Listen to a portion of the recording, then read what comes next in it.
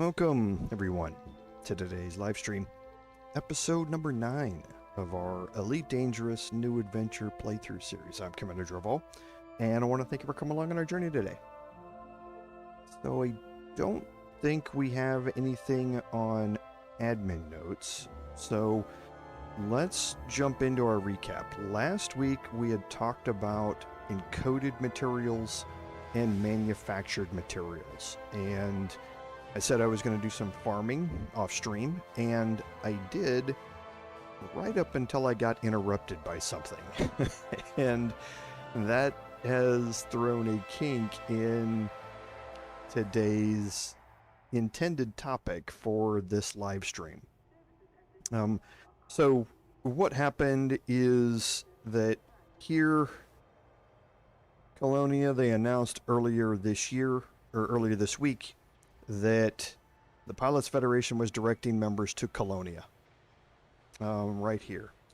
And they announced that earlier this week. Once I did, I hopped a flight on a fleet carrier that was jumping out here, and we made it to Colonia. I farmed up as much as I could on engineering materials, and I also did something else while I was there that we're going to talk about in a second. Now, at the end of last week's live stream, I also kind of covered the Colonia community goal, and that we all were expecting that something was going to happen in Colonia this week. They had hinted at it in Galnet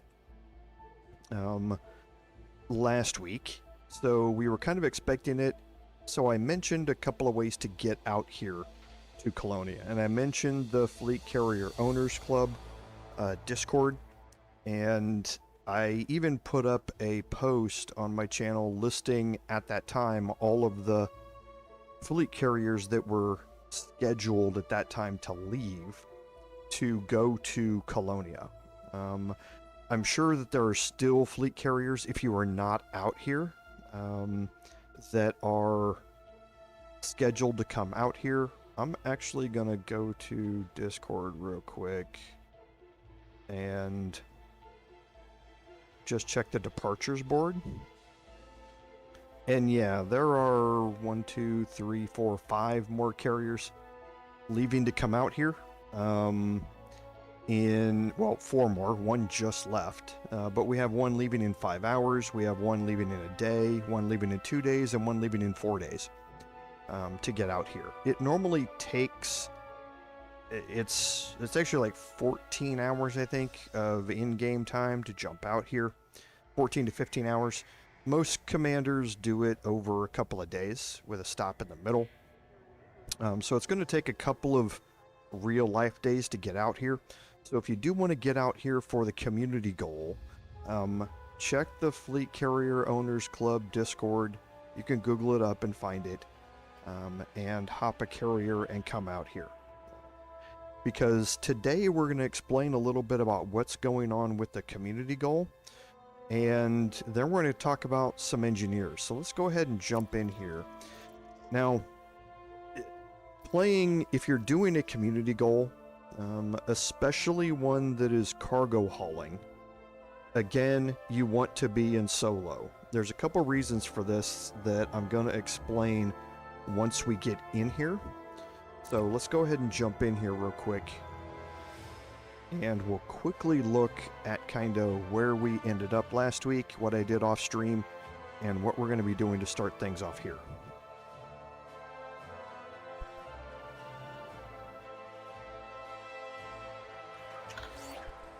Okay, so here we are. This is the fleet carrier that I chose to get out here. Now, a big thanks, as always, to Commander John Satriani. I think I've jumped out here to Colonia in my own ship once and jumped back once using the Neutron Superhighway. Every other time that I've come out here, I've been on Commander John Satriani's fleet carriers. Now, he has this one and he has another one. He has another one that does a scheduled trip back and forth to the bubble from Colonia, and you'll see that one constantly listed every couple of weeks in the Fleet Carrier Owners Club Discord. This is a second carrier of his, I guess. I wasn't familiar with it until I saw it in the list, but was real happy to see his here. He does a really good job of keeping everyone updated on what we're going to be doing, where we're going to be stopping along the way. And I already went into, and you can kind of look here under carrier services, and you can go to commodities market, and he doesn't have anything that he's selling right now. And the tritium depot is how you donate tritium to it. He already is fully loaded on tritium. When he gets here, he normally has a whole lot of tritium in his carriers, but when he gets here, he opens up a commodities market buy listing so that you can sell him any tritium that you can't fit in the depot because it's already full. Right now, he's closed that off because I'm pretty sure he's already full on tritium again, but that's kind of what you do. You come out here with a cargo hold with some tritium in it and use that to donate to the commander that's coming out here, that's giving you a free ride, basically. So, quickly about how the fleet carriers work. So, as you can see here, Commander Satriani, John Satriani, has a shipyard. Now, what that means is that I can bring as many ships as I want onto his carrier. So I can bring in the ship that I'm flying, and then I can go into the shipyard and I can transfer a ship here to his carrier. And wherever his carrier jumps, my fleet is going to go with it. All right. Now, this is important because if I were to try and transfer my Sidewinder, it's going to take from our home station, it's going to take 61 hours to get out here from where I'm at, and it's going to cost me 43,000 credits to do so. That is the entry-level cheapest Sidewinder in the game that they give you. It's going to cost you 43,000 credits. When you get into the big boy ships, like transferring a big cargo hauler like the Panther Clipper out here, it will cost you multiple tens of millions of credits to get out here. And it will, again, take that really long time, that 2.5 days, to get out here. So if you're interested in making the trip out here, and you want to bring your everyday flyer out here, and you want to bring a cargo hauler along with you in case you've got one, you need to find a carrier that's coming out here that has the shipyard service enabled. Now, you will see that in the carrier listings, so you'll be able to pick which ones are going out. The Fleet Carrier Owners Club Discord, where it lists the trips, if you click on it, it will give you the details of the carrier. It will tell you whether it has a shipyard or if it doesn't. If it doesn't, you can only bring one ship, the one that you're piloting. It will tell you where they're going to stop, if they're going to stop, and a lot of them give you kind of an idea of when they're coming back. Now, this carrier by John Satriani is probably not coming back. He mentioned this in the Discord that he's not sure if he's coming back in this carrier or when he's coming back. Since I wasn't familiar with this one, this might be his, I'm sending it out in Colonia, maybe to help with colonization stuff or something like that type of carrier. So I'm going to have to find hop a different ride going back, but that shouldn't be a problem when the CG ends. You'll get a lot of the commanders who flew their carriers out here heading back. Okay. So that's kind of an idea about what to do to get out here the quick and easy way. Now, you do not have to stay logged in when you land on this carrier. Once you're landed, you're on the carrier, and wherever you jump, you're going to jump with it. You can disembark. You can go to the observation deck. You can hang out with other pilots in the bar if you get into the same instance with them on the carrier. and all of that sort of stuff. So it's an interesting type of portable instancing in the game to have. The other thing about it is that when you're here and you jump somewhere, there's a 20-minute delay on the cooldown of the hyperspace drive on a carrier. So in that 20 minutes, you can launch your ship and leave and go explore the systems or nearby systems you're in. Get back before the lockdown timer starts, which isn't a full 20 minutes. It's a few minutes before that. But you can pop out, go explore a few things, come back, land, jump to the next one, do that all over again. It's a great way to gather some exploration data if you want while you're on the trip. Just be careful of that timer and don't get left behind because then you might have a long trip home on your own. So let's jump over to our other screen, and hey, Em, welcome. As always, good to see you. Thanks for being here. Hope you made it out here okay. So let's go check our other display, because I said I was going to be doing some material farming off screen, and I did. So we're going to move down here to the manufactured materials. And as you can see, I am almost completely full on everything. Okay. There are two that I'm not, here and here, and that's because you can't farm these in high-grade emissions.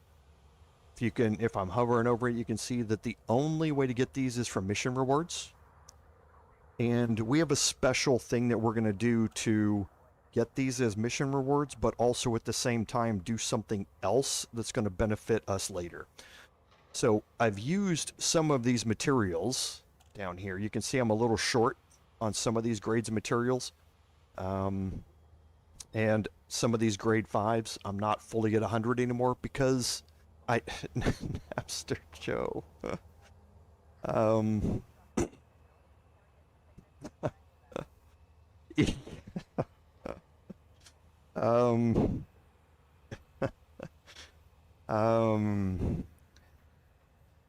Yeah. That font's going to get really small. I'm going to have to start importing a picture so I can double stack the names side by side here. Again, as I've told you before, thank you very, very much for the gift of the 5 channel memberships. It's very much appreciated. And again, as always, I don't ask you to do this, but again, you seem to be dead set on making it hard for me to print all the names on my welcome screen to my stream and on my descriptions for the videos. So again, I can't thank you enough for the support. And everybody who got a membership here, welcome to the membership tier. Thank you very, very much for that support, NapsterJoe.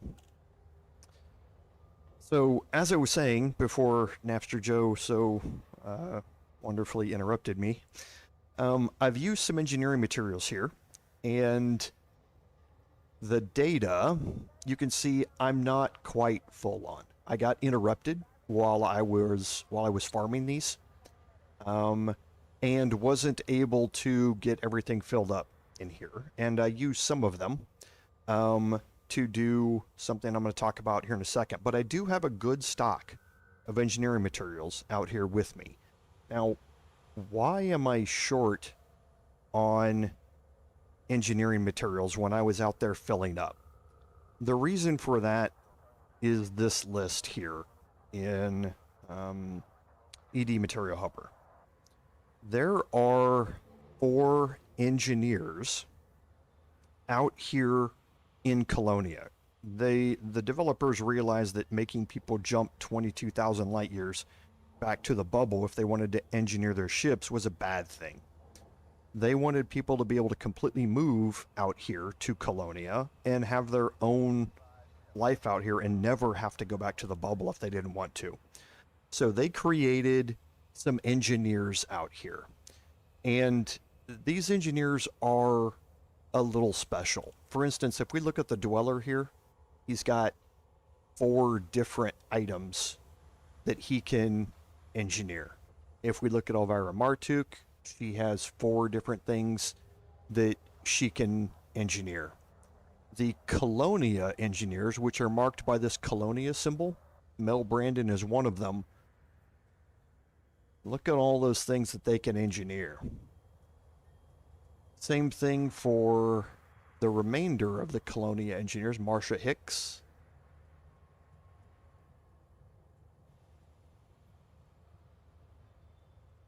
Petra Olmanova. And Etienne Dorn. That's because in the bubble, there's something like 14 engineers or 12 engineers, something like that. But out here in Colonia, there's only 4. So they all do a lot of extra engineering on your ships. Now, to unlock these, I went to Engineer Unlocks here. And you can see all of the Colonia engineers here in this list. Now, the first thing, if I click on one and see, to even learn about them, I need to reach level 3 and 33% reputation with Elvira Martuk. Now, to do that, I need to go to Elvira once I've got her unlocked, and I need to just engineer some materials, or engineer some modules. And as you do that, you will rank up with her. And once you do, you will learn about, you'll get a description that says, hey, I popped up and there's another engineer out here. Okay, and if you look at the first thing in the list on all of them, you have to reach level 3 reputation with whoever they're underneath. Okay, so Petra is under Todd, so I have to reach level 3 with Todd. Same thing for Etienne, underneath Liz Ryder. So I need to reach level 3 with Liz Ryder. So what I did was I went to all 4 of these, Liz Ryder, Todd the Blaster McGuinn, the Dweller, and Elvira, and I ranked them up by engineering some materials, or engineering some modules. So that way I have the prerequisite for all of them unlocked. Right? Now the next thing to gain access to them, for them to give you an email that says, hey, come visit me, you need to get an invitation from the Colonia Council. This is obtained by taking missions for the Colonia Council and the Colonia system until you reach friendly status.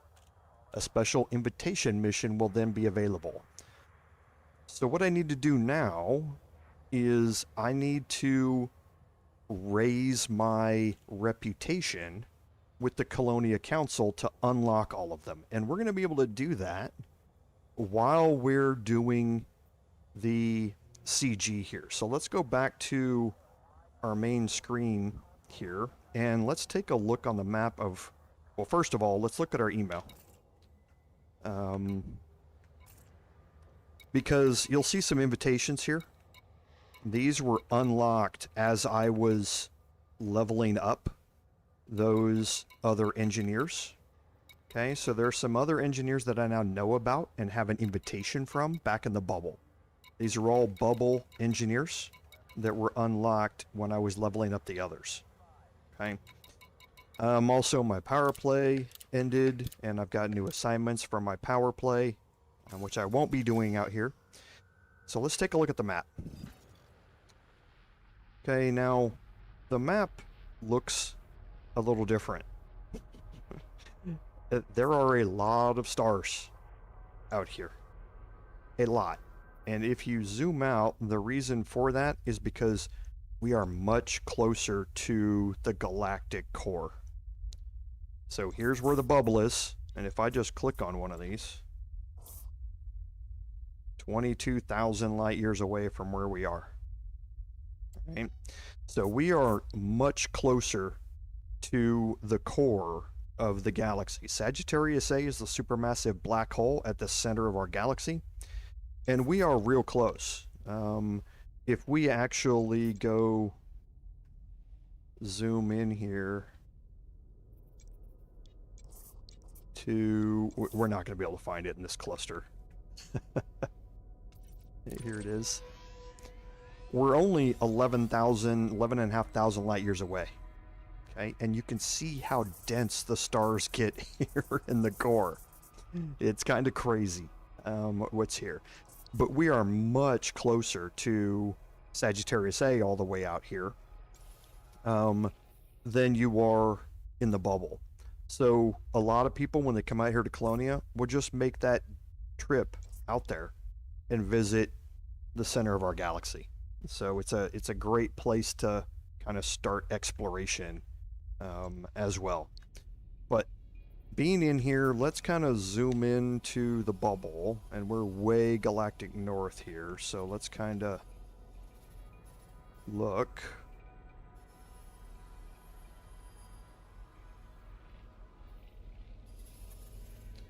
Okay, and here we are in our locations. You can see we have a couple of locations, Tyr and Los, that have the engineering symbol on them. So we know that there are engineers there. We just haven't really been invited to them yet. These symbols are for the community goal, and there's 4 of them here. Now, this is the first time that I have ever seen this before. So let's go back to Inara, and we're on the community goals page here in Inara, and we have 4 community goals all running at the same time. So Robertson Rock in Carcosa needs curated commodity packages delivered. Paxton Landing in Einherjar needs curated commodity packages. Templar Barracks in Rangnig needs the same thing. And the Mizuno Dock in Asura needs the same thing. So basically what we need to do is we need to buy curated commodity packages and transport them to these 4 systems. Okay. Now, the rewards are interesting, and this is why I recommended to be participating in this community goal. Every one of these 4 community goals is going to get a size 5 expanded cargo rack if you're in the top 100%. So basically, if you just contribute 1 cargo ton of these to each one, you're guaranteed to get a size 5 expanded cargo rack, and you're able to get 4 of them because there are 4 separate community goals here. Now, what is the size 5 expanded cargo rack? If we look at these here, a standard cargo rack has a capacity of 32 tons. If I change this to the expanded capacity cargo rack, and it's got the community goal symbol on it, these have been offered in-game before. I think if you've done all the community goals, you have access to like 2 or a tier 6, a tier 4, and 4 tier 5s. Maybe it's 2 tier 6s, 2 tier 4s, and 4 tier 5s. But they've been offered as community goals. That's the only way to get them. You can't purchase them. You can't unlock them. They're only offered through community goals. But this is 32 tons. If I change this to a 5e expanded, it's going to tell you that you can't be purchased in game. You have to get them from community goals. This has 43 tons of cargo space in it.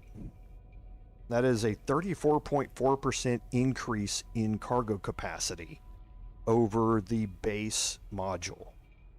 So it's an extra 12 tons per module that you can put in. We're going to get 4 of them. So there's 5 in this particular ship I have. There's 2 of them. So if we looked at our cargo racks in 5e, our tonnage right now is 384. If we put 2 of these on here, our cargo capacity is now 406. Okay. And that is kind of what these are meant to do, is to give you a cargo boost in a special way that can't be replicated any other way in the game. So if you're really looking to maximize that cargo hauling capacity that you have, this community goal is a great way to do that. To get out here and pick up 5 more of these that you can outfit on your ships. So let's look at what we need to do. Actually, I need to leave that open. Let's go to the community, back to the community goal page. We're going to click on curated commodity packages. It's going to say, I want to sell the curated commodity, and we're going to start with the Colonia system. We're going to include medium landing pads. Okay. And we're going to click search.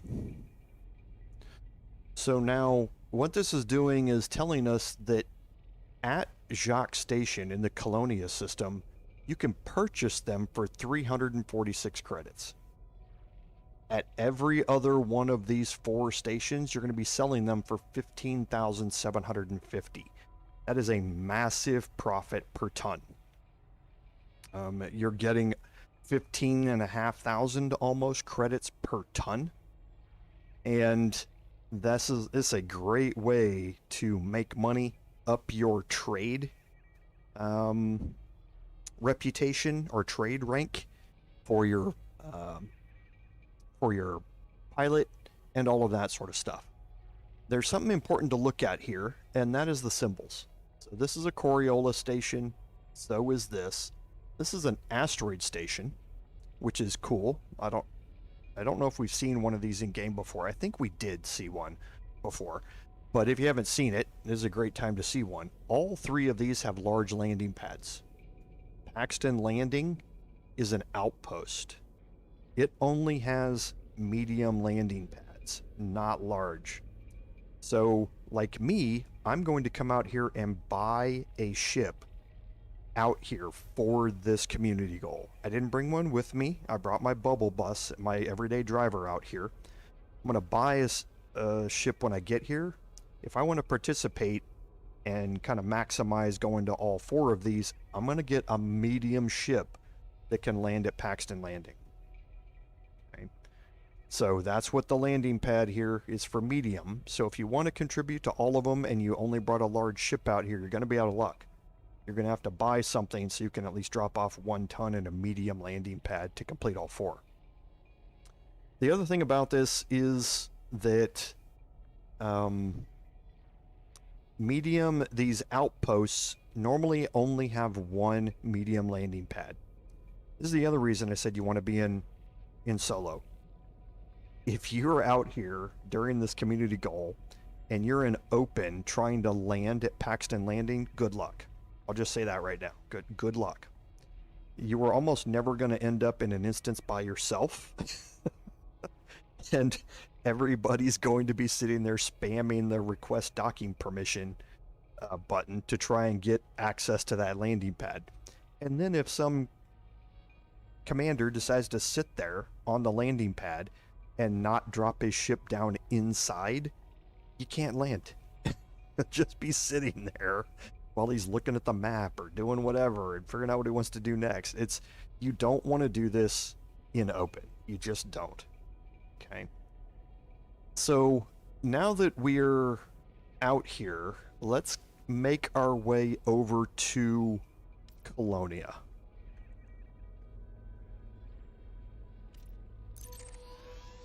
Okay. So we'll plot a route. It's 1 jump away. And let's launch and head over there. Now, I've been out to Colonia, like I say, probably half a dozen times. 3 of them, or 2 of them for community goals. And 2 of them just because I wanted to explore it. I explored it first, and you can see how dense the starfield is out here. I came out here well before the first community goal that I had access to, just to explore this place. The 2 community goals that were out here I did, and then I came back later while I was making my way out to Isham's Reach. I think it's Isham's Reach. I think that's the name of it. And that's the farthest point that you can travel to away from the bubble in the galaxy. So I stopped off at Colonia on the way out here to deal with that. So we're going to pop in here and look for Jacques Station. There it is. And there's also a lot of cool stuff here in the system. There are, and I'm not going to go into Super Cruise yet. I'm just going to line up here. Look at my contacts list. And there are some cool things in here if you scroll through some of these signal sources. I'm kind of scrolling through these. Yeah, see there's notable stellar phenomena that you can go take a look at all through here. And once you hit the nav beacon, you'll see there's a bunch of POIs that you can look at in here that will give you some of the lore about what happened and how Colonia started that I kind of briefly talked about. Yeah, and that's the thing, Em. In open, community goals are never exempt from griefers. It's just not. They realize everybody has to go to a specific spot, and they know they control people by just parking their ship in front of the mail slot. So, and it looks like my chat might be disconnected occasionally, so I think YouTube's having some issues with it. So if a message doesn't post, then just save it till the next one. But yeah, that's another reason to do every community goal that you're participating in. Just do it in solo. That way you don't have to worry about griefers.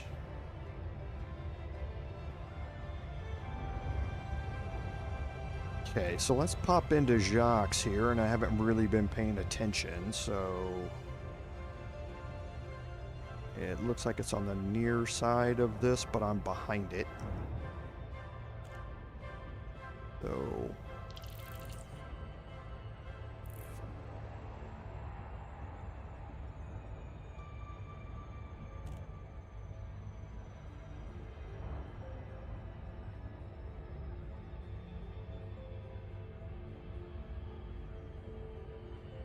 So let's make our approach into Jacques here.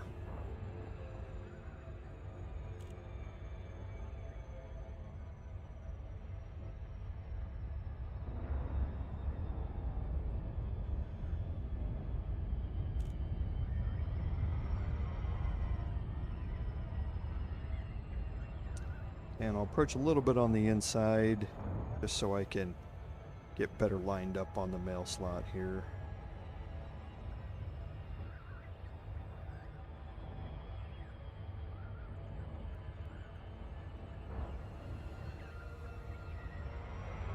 And make our final approach.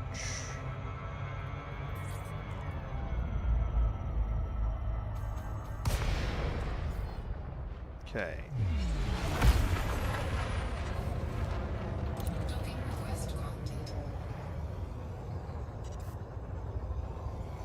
Now there are a few modifications that have been made to my ship because, as I said, I did level up some engineers, and I wasn't going to just randomly pick modules to engineer. If I was going to use them and spend engineering materials, I was going to use them to upgrade my ship. So I've got some upgraded modules, so pardon me if my piloting has gotten bad again. Because I've upgraded my thrusters to level 5 30 drive drag drive, so they're a lot more responsive and fast, and I need to relearn how to line up on the mail slot. So let's go to Starport Services here, and we can look at the mission board here, and you'll be able to see there are the 4 community goals. Okay, so we can sign up for all of them here if you would like, and that's what I'm going to do.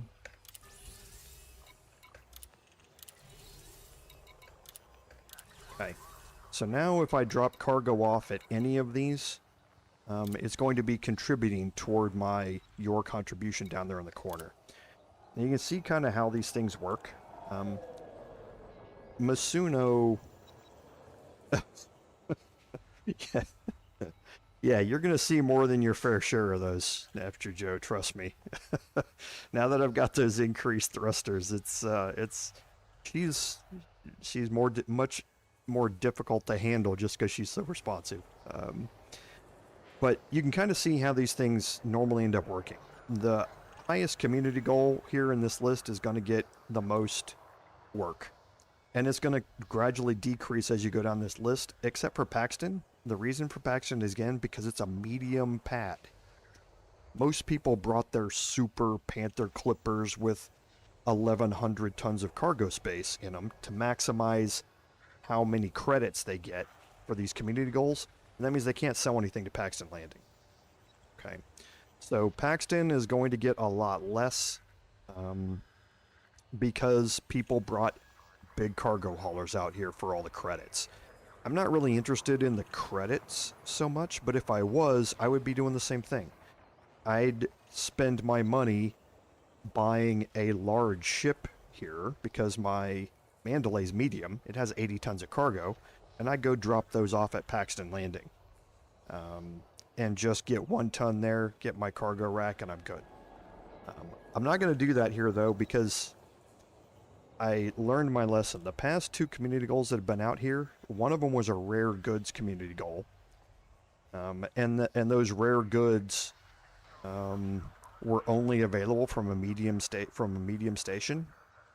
So you had to have a medium ship to even participate in it. But I've learned that I'm not really coming out here to make credits. I'm coming out here occasionally to run some cargo for a community goal or something like that. So I'm not going to spend a few 100 million credits on a Panther Clipper to stay out here and not use, when I can just do this and make some decent money with a medium ship. All right, so I'm completely signed up for all of these. So if I go to the commodities market, first, there is a rare good out here. Jacques Quintinian Still is out here, or Quinentian Still is out here. And there's a good supply of it. We're in a good state because of all the trade that's happening out here to get a lot more of these. And they can make some decent credits if you go, again, 200 light years away and find a station out there 200 to 250 light years away to sell them. But here is your curated commodity package. Okay, so there's 347 credits per. There's 105,000 of these available.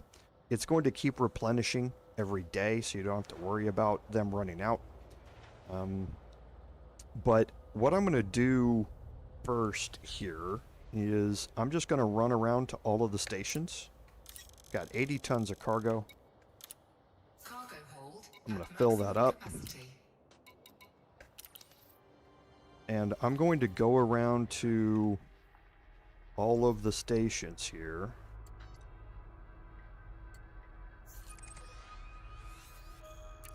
And we're just going to go sell 20 tons at each one. Just for now. Just to get all 4 of these completed to the point that I want to do. Or that I need to do. Whoa, whoa, whoa, whoa, whoa, what is... Okay, so the beluga is just sitting here.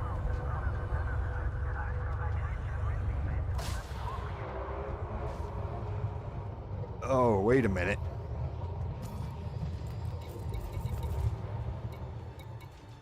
No, flight assist is on. What happened there? I am...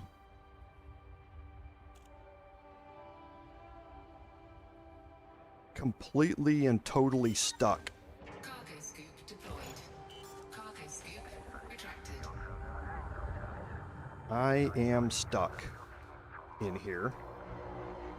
Let's see if I can maneuver myself out. I have no idea what happened there. I'm on a timer. I need to get out of here. And they were clogging up. They're still clogging it up. Nope, there he goes. This is so stupid. So the beluga and that keel haul are, oh geez, what is this? The AI has lost its mind.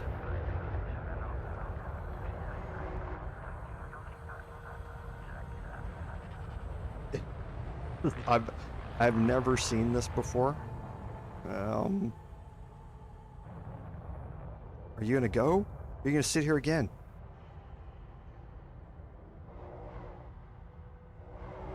All right, that's it. I'm done. Get me out of here.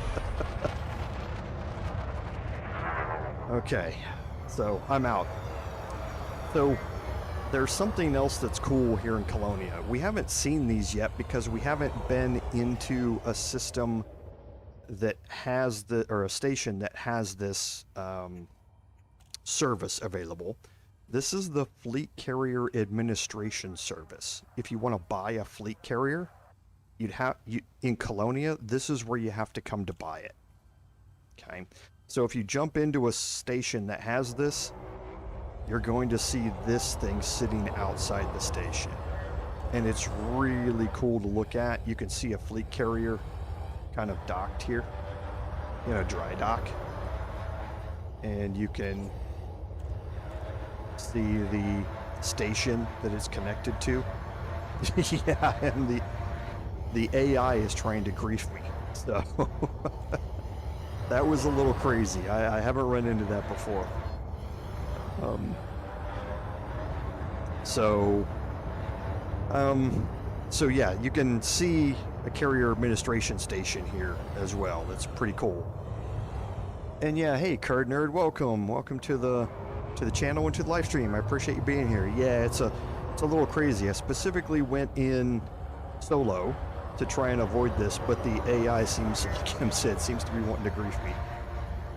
So let's go ahead and jump out to the first station on the list.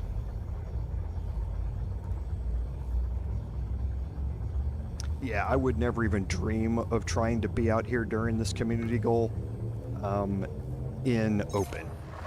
I can fly around out here if I'm not trying to do anything in open, but if I'm trying to actually haul cargo for the community goal, I would never do this in open. It would be a nightmare. It'd be a nightmare to do it.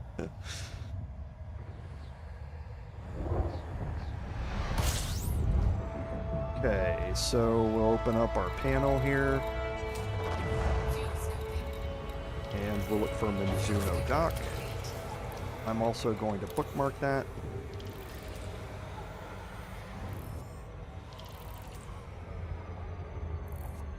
And we're 3,200 light years out, so having a ship that or light seconds out, so having a ship that has an SCO drive is very useful if you're traveling to and from Mizuno dock for the community goal.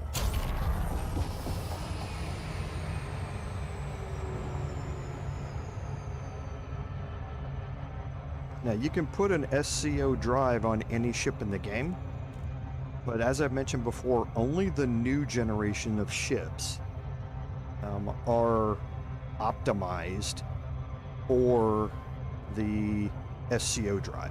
The others, they move around a whole lot on the screen and they're much harder to control than the new generation of ships. And it will tell you in the description of the ship whether or not it is optimized for the SCO drive. Oh, so that's not there. So I must be completely on the back side of this thing. Let's see if it will pop up anywhere here. I don't think it will. I think I'm completely on the back side of it. Yeah, I am. So let's offset a little bit here. Let's see if we can come around the back. So we're on the, like we're on the far side of this anyway, so we'll just loop over and under.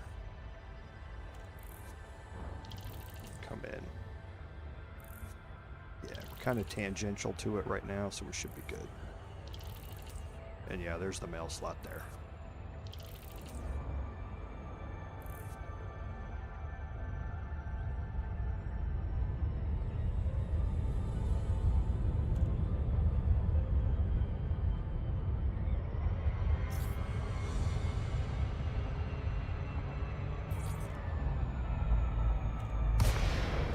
Noob hammers.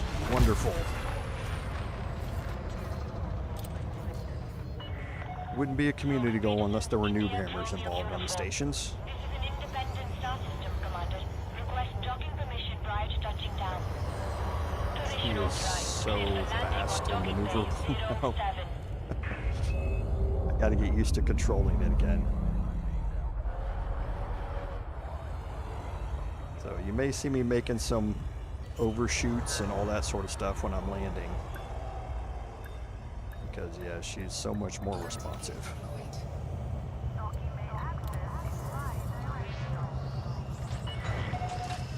So, Mizuno Dock, go to community goals. You can see there's one at this station, so I always like to check it. And the commodities market, I'm going to sell, and I'm only going to sell one. Like I've mentioned this before.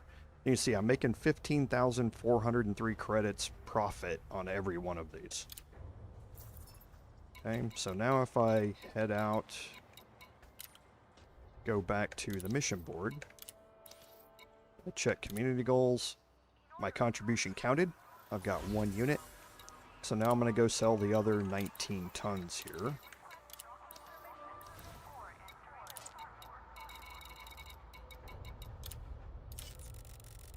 So that we'll get an even 20 tons at each station. That's going to earn me 292,000 credits. So it's somewhere around 310,000 credits for every 20 that I give out, and I've got 80 here, so 4 times that. I'm making like 1.2 million profit just with 80 tons of cargo. It's a little crazy. Incoming message. Okay. Now, I got an incoming message. So the Alcock Colonial Defense Commission reputation has increased. Okay, and as I keep selling these off, I'm going to get reputation increases with all of the various factions that are in control of these. So let's launch. We'll go to our map. We'll go to Randid here. Ship released. Restrict speed until clear of the station perimeter. Oh, that's gonna hurt. Shields offline. Taking damage. So does that make you happy, NapsterJoe? There you go. You have now seen it. I am a little shocked I didn't die. I'm down to 49% hull and no shields.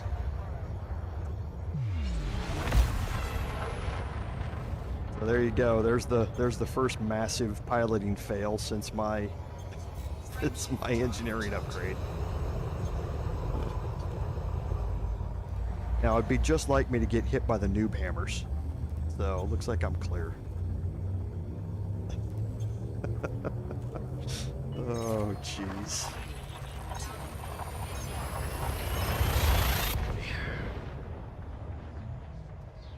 I'm back to everybody thinking that I'm a crap pilot. It's just so different. I don't fly my ship enough, my normal ship enough, to be as used to it since I've been spending a lot of my time here. Okay, so let's go through these. There's Templar Barracks. I'm gonna lock it. I'm gonna bookmark it.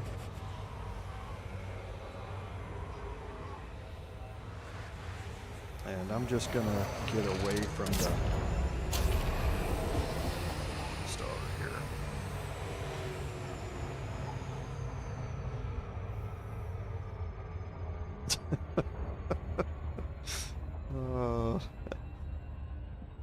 My ship that I fly every day on my main account is a fully engineered Mandalay. So it's just, since I started this live stream, I don't fly it nearly as much because I'm spending all of my time in this one. And I just engineered this thing on Tuesday before I hopped right on a carrier and didn't fly it since. So I've had no time to get used to it. again. So you're going to see me do some really bad piloting maneuvers here as I get used to it again. So get ready for the lulls.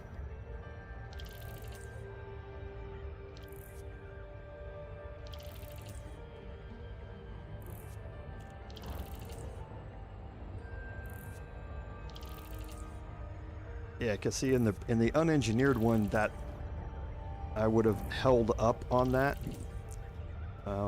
and I would have made just translated up enough to get past or to get into the mail slot. In this one, I was too worried about overshooting, so I didn't hold up long enough, and I just ran into it right below the mail slot. But like I say, get ready for the fails.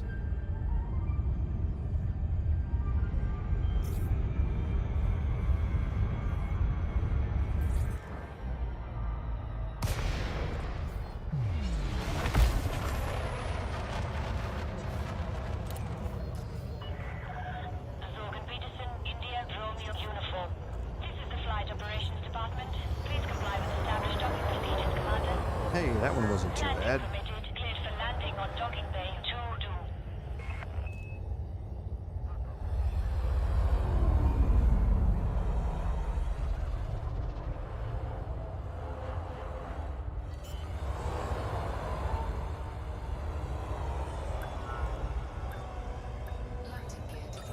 Alright, let's run some repairs here.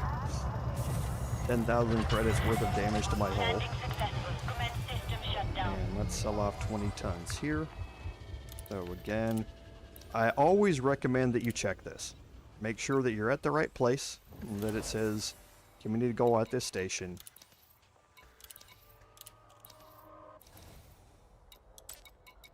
Go to sell. Sell off one. Make sure it counts. And it did. And then sell the rest. You don't have to. I've sold things without signing up for the community goal so many times in my 10 years playing this game that I just have a pattern of how I do it. Incoming message. And again, this is the Last Phoenix Vault. That's the name here of the faction here. Okay, so now we're going to go to the next one, which is Carcosa.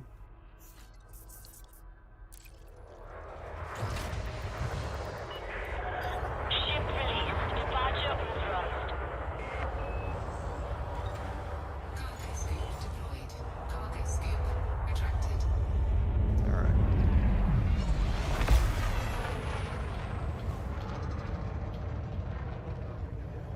And I haven't flown since Tuesday when I hopped both of my accounts onto John Satriani's fleet carrier, so kind of finger massaging the wrong things on my throttle over here. That's why you keep seeing me hit the cargo scoop instead. I have one 2-position toggle switch on my flight stick, or on my throttle, that pushing down is the landing gear, pulling up is the cargo scoop, and I just keep hitting one instead of the other.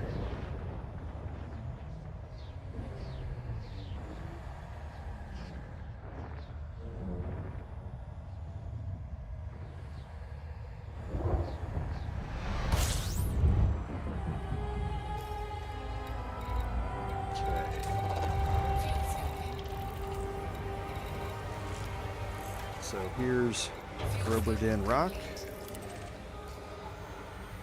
And of course it would be behind us. And if you've never seen one of these before, they are very, very cool. Now I'm directly behind this thing. So let's loop completely around it.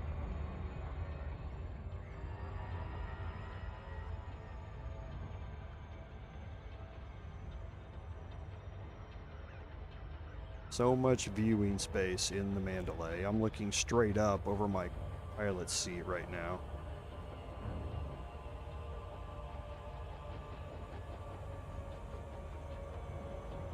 And I should be pretty close.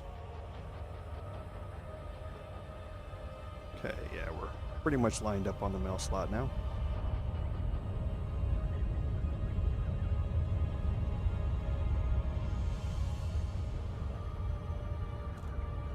Asteroid stations, like I say, are pretty rare in the game. I think we have seen one. I can't remember. I think we've seen one in our live stream already, but they are really cool places to land at.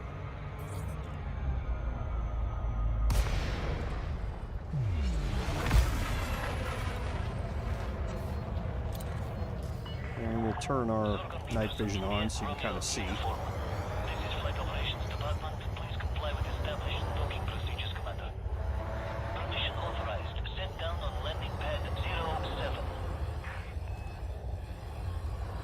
Okay, so it's still got a mail slot, just looks a little different here.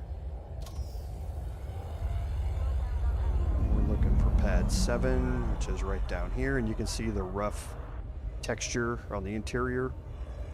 A lot of these are sometimes quote-unquote still under construction, so you'll see kind of half-completed towers and that sort of stuff in them, so just kind of be careful of things protruding out towards you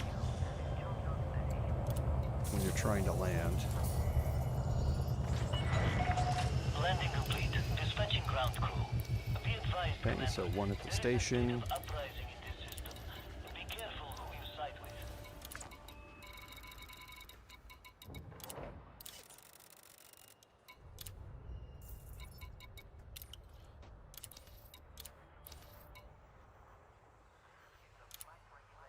Okay, that one counted.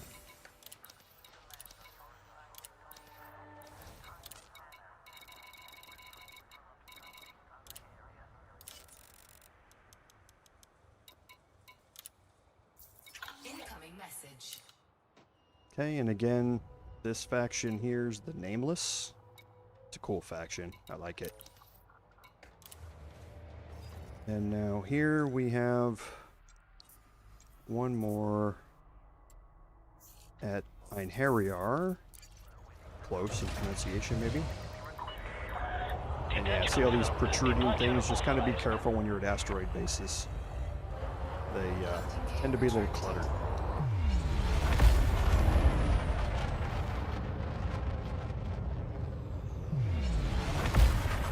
The other thing that you'll be able to notice if you look at my engines down there, I'm mashing the boost button. It completely replenishes my engine power before I boost again. So this is perma boosting. And because of the engineering that I have on my power distributor, I'm able to perma boost. That comes in very handy when you're trying to get away from things that don't like you very much.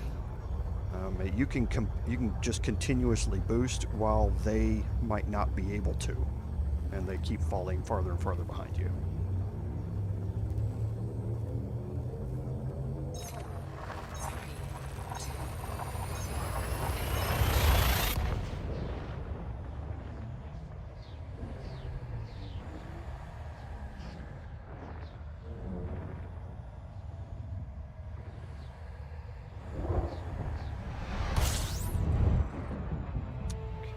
Offset.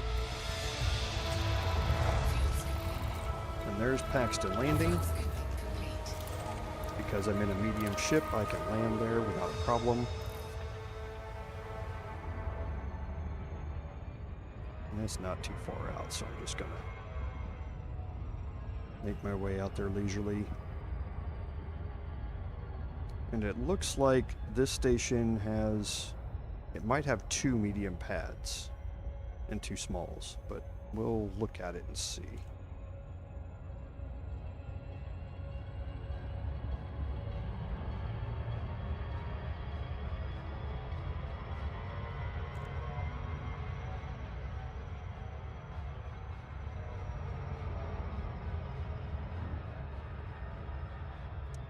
I'll be anxious to see how busy this place is with AI. With the NPC pilots.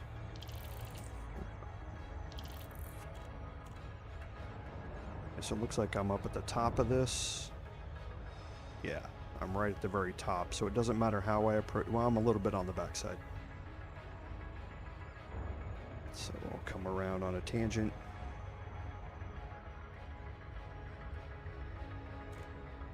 There we go. Because a lot of times when medium stations or outposts like this are put in at community goals or have special commodities, they're really busy with NPC pilots, and you can get stuck waiting for a landing for a few minutes. I'll be anxious to see what Paxton's like.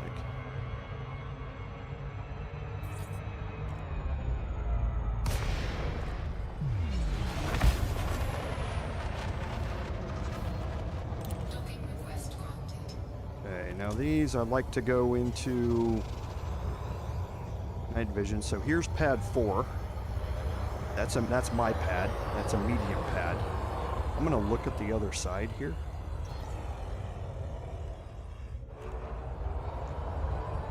And see, okay, so yeah, this has 3 small pads. Yes, 3 small pads and 1 medium. So if you're here in open, you're a masochist. Because you're just queuing up, waiting for this pad and mashing the request docking button. Trying to get in. Landing gear not deployed. Landing gear deployed. Docking successful. Engines disengaged. And welcome everybody to the stream. Thank you all for being here. If you've never been here before, double welcome. Thank you very much. If you do have any questions or comments where you're going, feel free to drop a comment. Once I see it, sometimes I'm in the middle of doing something, but once I see it, I'll respond as quick as I can. So again, Paxton, we're definitely here. Commodities market.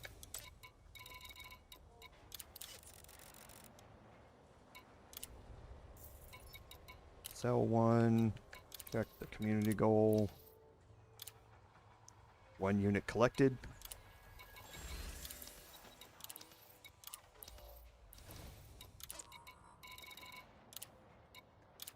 There we go. Okay. Message. So we are now guaranteed to get all 5 of the Class 5 expanded cargo capacity cargo racks. All 4 of them here. Because we've signed up, we've provided at least 1 ton to all of these. So we're good. Right. So as far as the community goal is we've gotten all the rewards that we're going to get, and we can do other things that we're going to do out here. So, and Kurdner, yes, how often do I stream on YouTube? I stream twice a week right now. I do have a 40 to 50 hour a week job. If you go to the About tab on my channel, you will see the streaming schedule. Right now I'm streaming twice per week of Elite Dangerous. We just finished up an early access playthrough on Solasta 2, which has been on Saturdays. So now Thursday evenings here, and then Saturday mornings, Central Standard or Central Daylight Time in the US, I do 3-hour live streams. So, and then the VODs will go up after I finish editing chapter markers and that sort of stuff. So, but yeah, thanks for being here, and like I say, hope you can check some of them out. But thank you for the support. So as far as the community goals go, I'm good. But there is something else that I came out here to do. Now here's kind of what we're going to be doing today, and then in preparation for Saturday's live stream, because I did come out here with the express goal of unlocking engineers out here in Colonia. Now, it's not exciting gameplay for you to see me just fly around and deliver cargo. Okay. It just isn't. And I get that. So what we're going to do is we're going to do something right now to prepare me for off stream between now and Saturday, getting more ahead on these community goals. There's a lot of credits here to be had. These are 30 times rewards, as far as the credits go. So the then since there's so many credits out here, I'm gonna get like I said, I'm gonna buy a medium ship out here, to be able to farm some of those while I'm up here. And I also want to make sure that I'm contributing to these. Okay, so as far as these go, Jedis made a good point here, in that the community goals have to reach tier 1.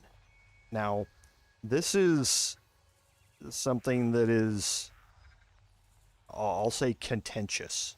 Okay, so let's look at Mizuno Dock in Asura. Now remember, this community goal just went live. If you look up here, it went live at 0700 this morning on the time here. So it's been up for about 16 hours.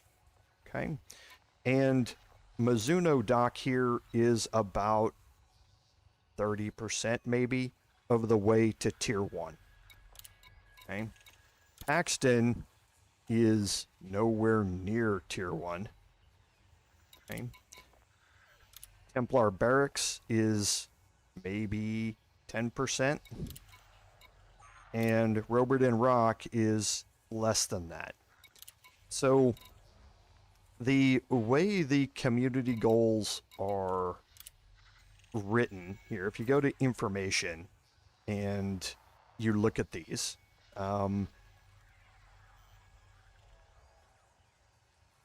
so you need to make sure that you're signed up for the community goals.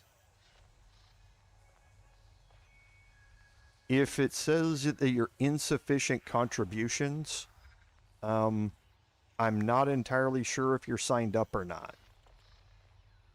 Now, I've made that mistake dozens of times in my 10-year career on this game. But make sure that you're signed up. Make sure that you're at the right stations in the systems, obviously. And it's going to say insufficient contribution down here at the bottom, but the highlighted one should tell you what tier you're currently in. It's not going to list any rewards because they all say unlocked at first tier. And this is what Jedis was saying, in that the way these are written here, and this is the way every community goal works. You're not going to get any rewards until it gets to tier 1 and it unlocks the tier rewards. Every community goal works the same way. However, if we don't reach tier 1 at any of these or at only a few of them, and everybody misses out on getting these additional size 5 expanded cargo racks, FDev is never going to hear the end of it. Okay? They are never going to hear the end of it. If you did a community goal 22,000 light years away from the bubble, where you're going to get a fraction of the commanders to come out here and do it, and it doesn't reach tier 1, so the people who journeyed all the way out here don't get any rewards at all except the credits, FDev is going to be flamed in the forums. So, yes, Jedis, you are absolutely correct. All of these work like every other community goal, in that the rewards get unlocked at first tier. Okay? Now, these are normally also the credit rewards. So, you're not going to get any additional bonus credits until you reach tier 1, but the contributions here, it says pilots in the top 100 and above will also receive the following rewards. That doesn't necessarily mean that you're going to get credits depending on the success tier, because these are separate. It doesn't mention anything about the success tier here. So yes, there has been a discussion on the forums about this. It's a fairly even split, but the slight majority of commanders think that even if these don't reach tier 1, you're still going to get your size 5 expanded cargo rack. You're just not going to get an additional credit based on that success tier because we haven't gotten to tier 1.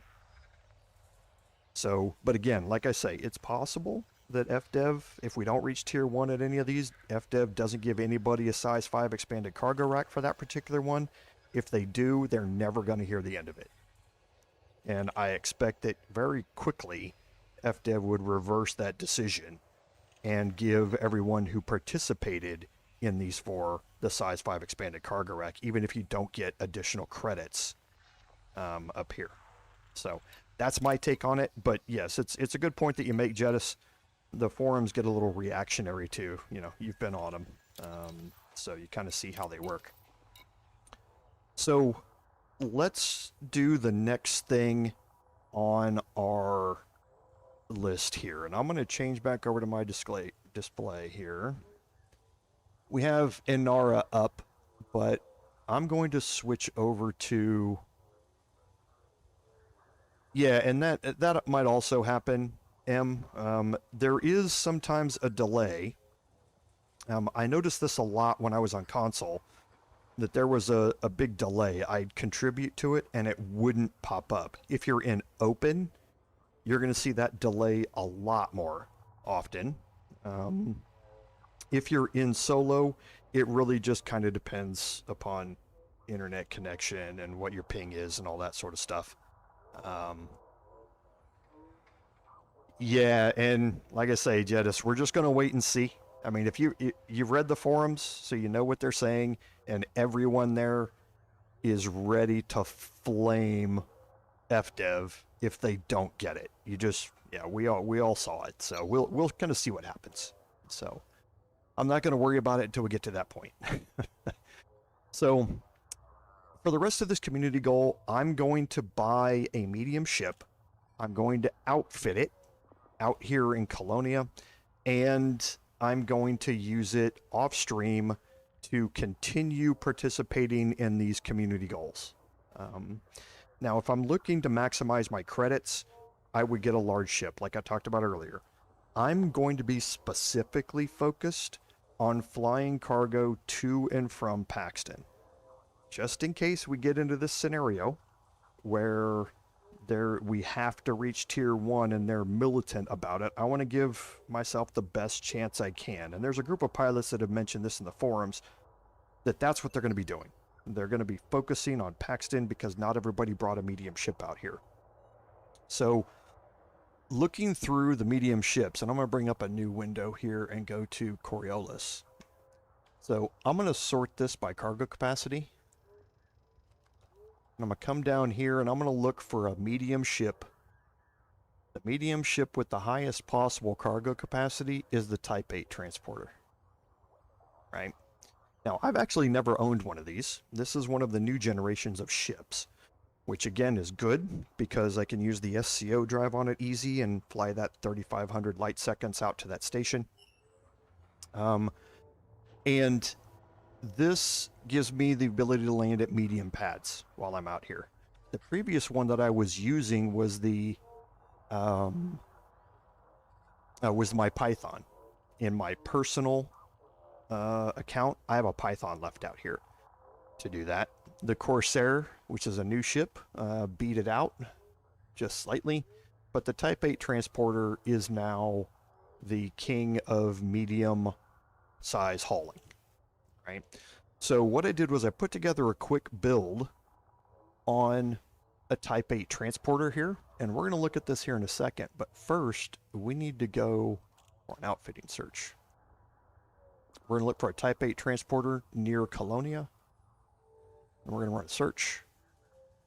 So I could go to a surface station, Colonia Hub here in Colonia. I'm instead going to go to Retry here.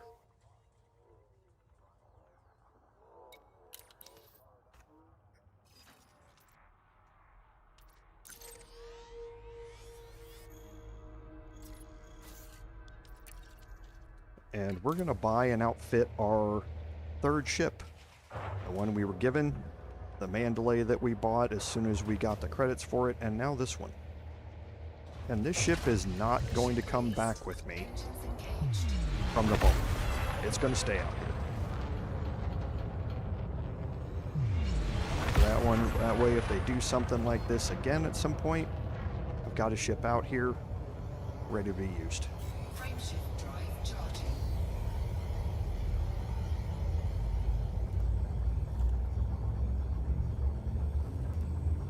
Yeah, I mean, it's not really...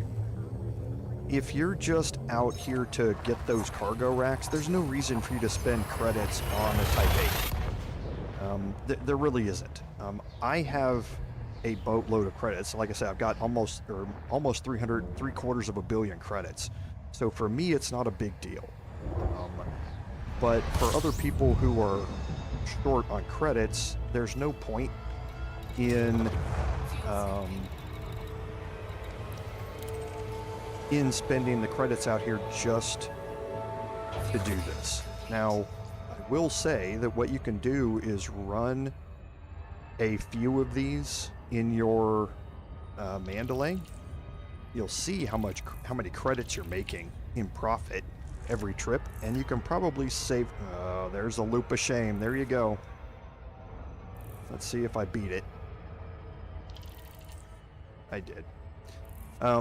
Again, talking and not paying attention.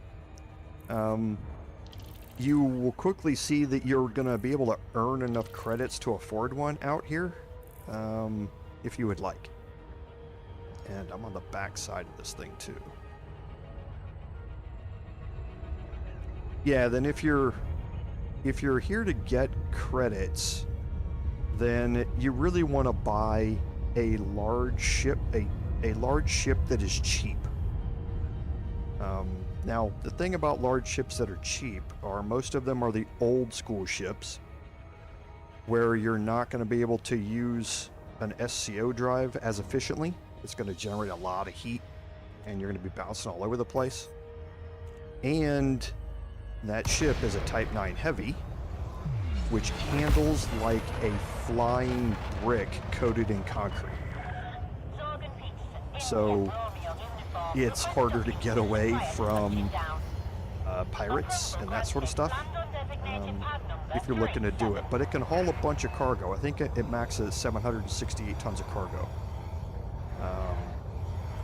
So if you're looking to just get credits, then you kind of work your way up to whatever ship you can afford that's going to have the most cargo, and then start spamming it.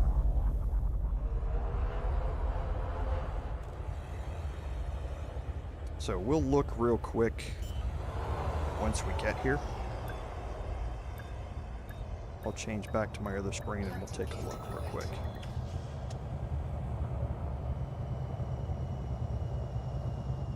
Yeah, and Curd Nerd, that's kind of what I'm out here. I'm really just here to get these expanded cargo racks for my ships. But so let's go back to Coriolis here. And again, if we're sorted by cargo capacity, the Panther Clipper is obviously the king of all cargo hauling. It's also the most expensive to get a king of all cargo hauling. The Imperial Cutter, you have to grind Imperial rank to be able to unlock it. The highest tier of Imperial ship that you can buy. It's also like the second most expensive in the game. I believe that's right. The next is the Type 9 Heavy, and it's cheap. Well, cheap-ish, I will say, for 790 tons of cargo. Now, it's not going to max at 790. It will if you fly without a shield or any assists. If you're interested in doing a bunch of cargo running out here and you just want to hit docking assist and super cruise assist when you're going to stations, then you're going to max out, I think, at 768 tons. Or if you fly with a shield to keep yourself from dying when the docking assist rams you into a wall or something, which it absolutely will do in a Type 9 Heavy. you max at 768. That's still well above anything else. And you only need 76 million credits to do it. If you want to buy upgraded modules, and I would suggest A-type thrusters to buy, I would suggest buying an A-class FSD to minimize how many times you have to jump between stations, because I think your max jump range with a Type 9 Heavy that's fully loaded is something like 18 light years. So you really need a good FSD to keep your jumps down. But it is the cheapest way to go for the best return on it. Max out the number of cargo racks and just go. I brought my Type 9 Heavy on my personal account out here. My personal account sitting on Commander John Satriani's carrier right now is in a Type 9 Heavy. I don't have any use for it back in the bubble since I have a Panther Clipper back there. So I flew it out here just to use for these type of things. I'm not going to spend that money for another Panther Clipper out here on my personal account. So let's go back to Colonia Dream and we'll go to Starport Services.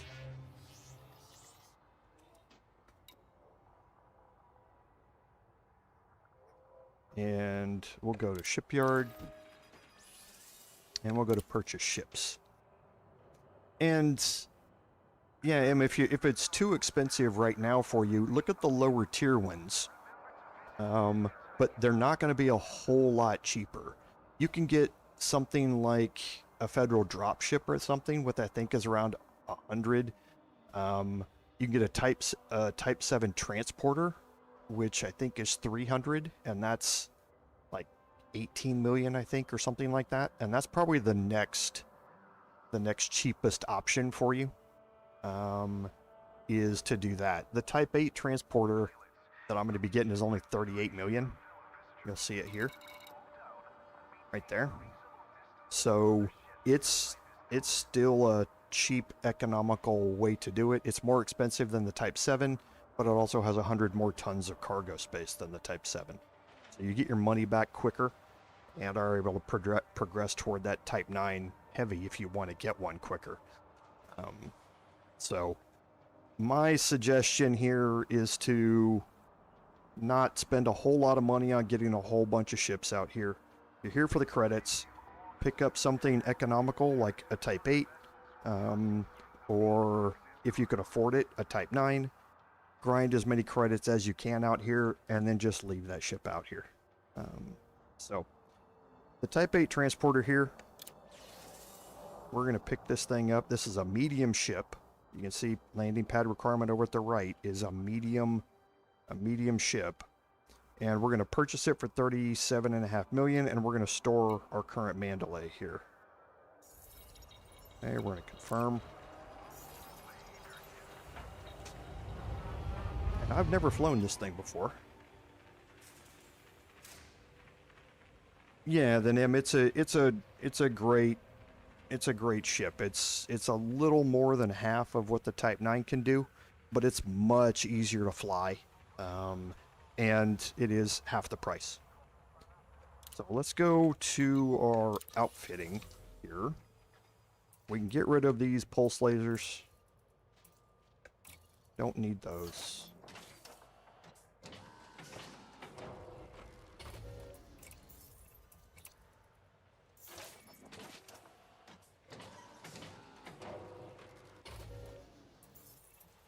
There's no utility mounts.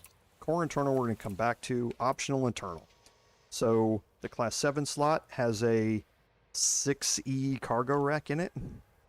The Class 6 slot has a 5E cargo rack. And there's nothing in these Class 6s. And this Class 5 has a 4E cargo rack. I can't stand when they do this. What I'm going to do is store all of these modules.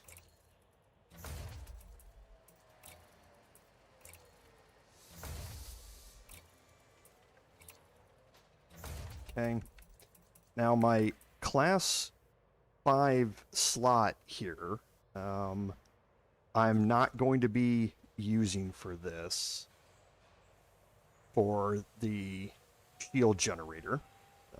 So I'm going to store it as well.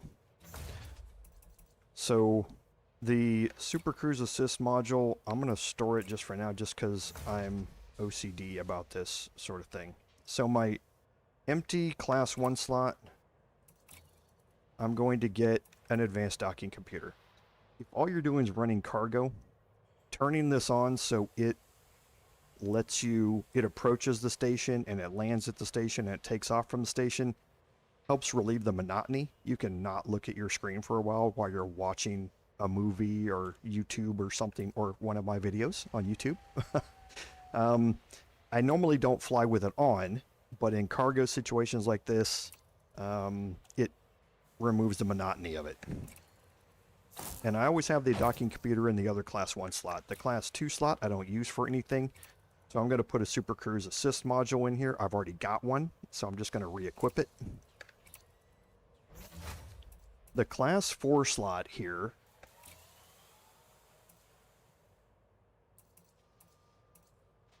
I'm going to put my shield generator back in it. Okay. The 2 class 5 slots here, my cargo racks, I have 1 class 5, so I'm going to drop it in. I have a class 6 cargo rack as well that I can drop in.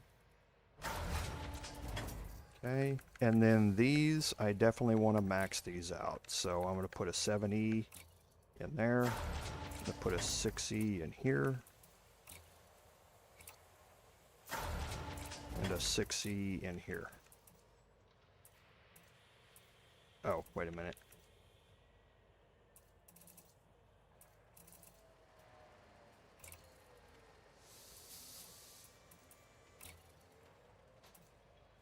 Okay, yeah, class 6.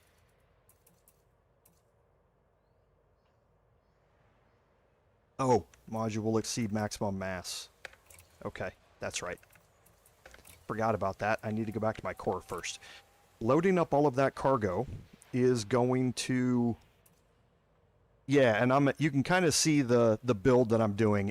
I don't think you need to really see me go through launching these things in there. You're seeing what I'm doing just in the cargo thing. But now I'm going to have to go back and illustrate something. So the thrusters, these things came with a 5E thrusters, and you see right now they're red.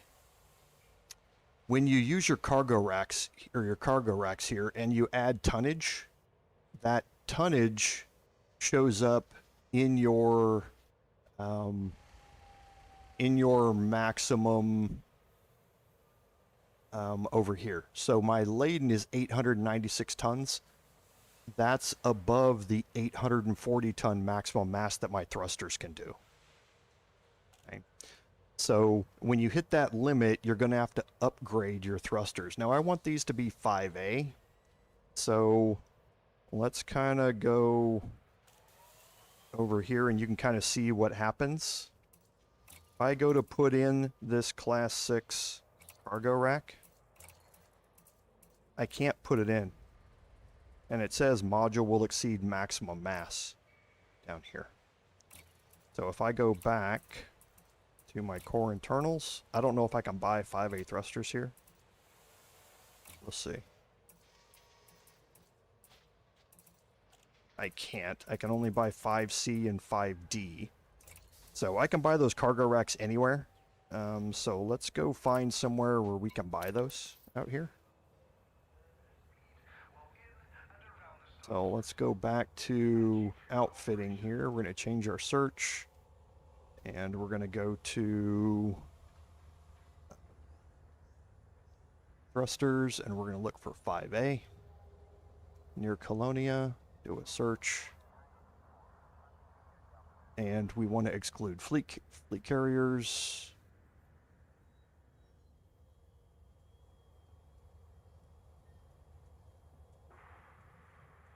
Okay, so again, That's a long way. All of these are a long way out. So I have to go to Colonia Hub to buy these thrusters. Okay. So let's go to Colonia. I was hoping to avoid having to go down there, but I guess we have to.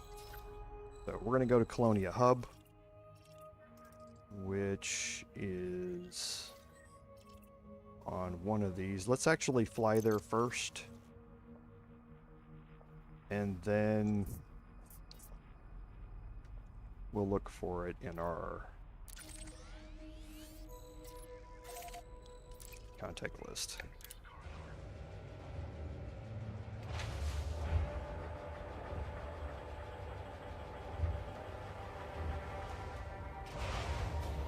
Okay, I'm pretty sure I know which planet this is on. It has been a long time since I've been out here, though. Ship is disengaged from landing. Now I have to learn how to fly an entirely new ship, and it would be good if I had my engines up. Landing gear retracted. Cargo scoop retracted. And this one, I think I need to be toward the bottom of the mail slot.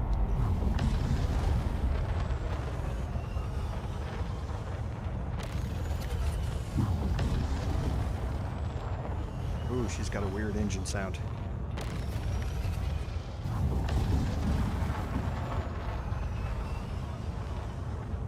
Sounds like a turbo winding up on a car. Frameshift drive Like it. charging. This is a weird view. It's a very weird cockpit.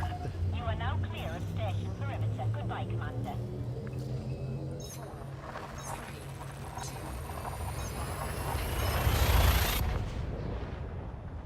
So I think this is on the first planet off of the gas giant.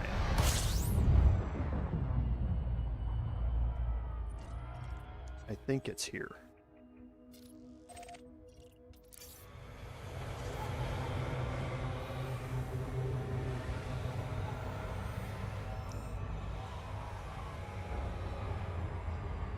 So I didn't look to see what.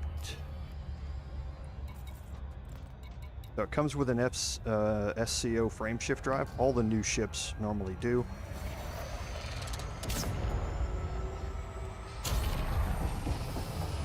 And we can get us a little boost to get out here.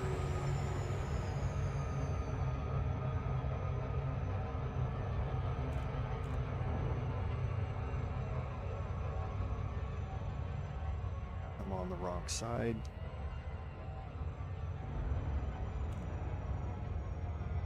Okay, so should be the first planet beside the gas giant. And I believe this is where it is. Once we get close here, we'll look for the surface contacts and see. I think this is where it is. Yep, there it is.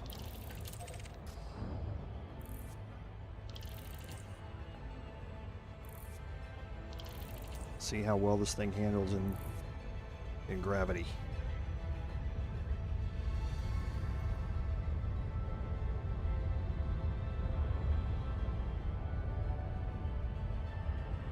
Okay, so we're going to start slowing down here just in case we're making a front approach.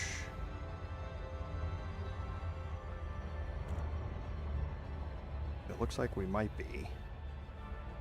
If that or if it's just behind the horizon. Yeah, we're making a front approach, so I definitely want to be somewhere around 100 kilometers per second on my speed before I try and drop out of Super Cruise.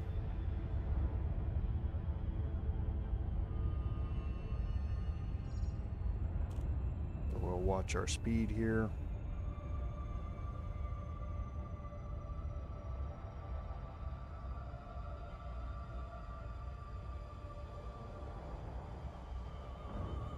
Okay, so we're down to 150. Yeah, now we should be good.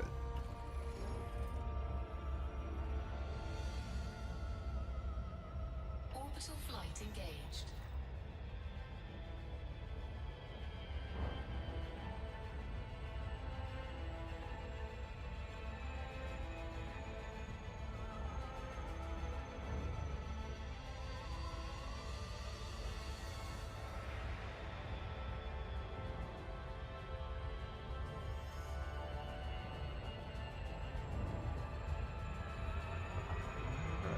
So I'm going to increase to full throttle right before I drop from orbital cruise.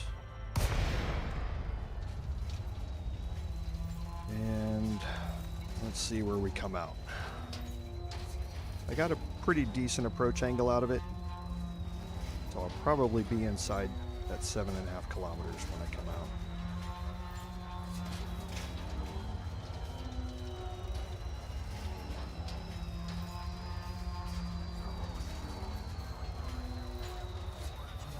Perfect. Okay, so there's landing pad 6. We're 0.12 G, so I don't really have to worry that much about slamming into the ground, but let's try and avoid it.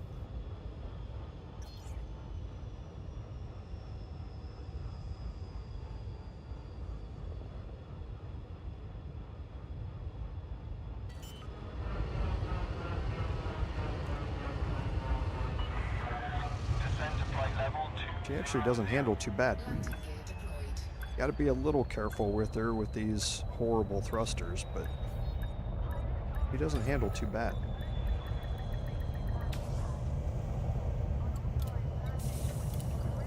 Okay, so let's finish the rest of our outfit here. I'm pretty sure we can buy the rest of our stuff here at Colonia Hub. But let's see.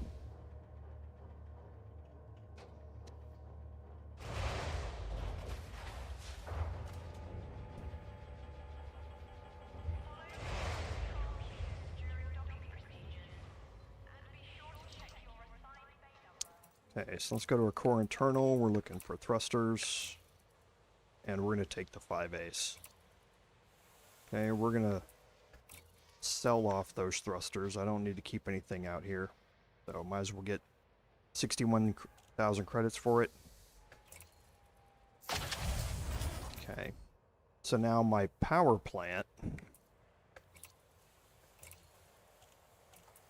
I'm going to get a 4A. Now this is a bit more than I need right now.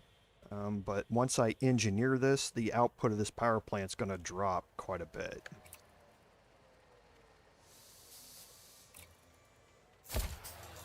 Okay, my frame shift drive, there's not going to be a whole lot I can do about this now.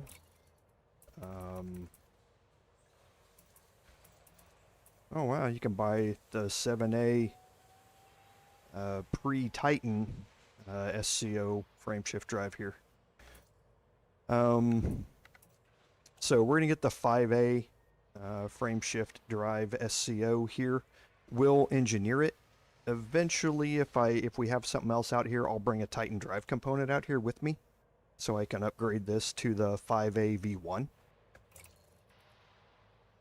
Oh no, sorry, that's yellow. That's why I have it. I was like, wait a minute, I can't buy that out here. That's not the pre-engineered. This is the ones I have at home. I want this one here. Yeah, this is the one that I got with the Titan drive right before I came out here. This is the one that's in storage back there. It's nice, but I'm not going to wait 61 hours for it to transfer from my home station. Okay, so the 5A. Life support, I don't really need anything, so I'll get rid of this and put the D-rated on. My power distributor, I don't need a whole lot here, so I'm just going to take the 4D.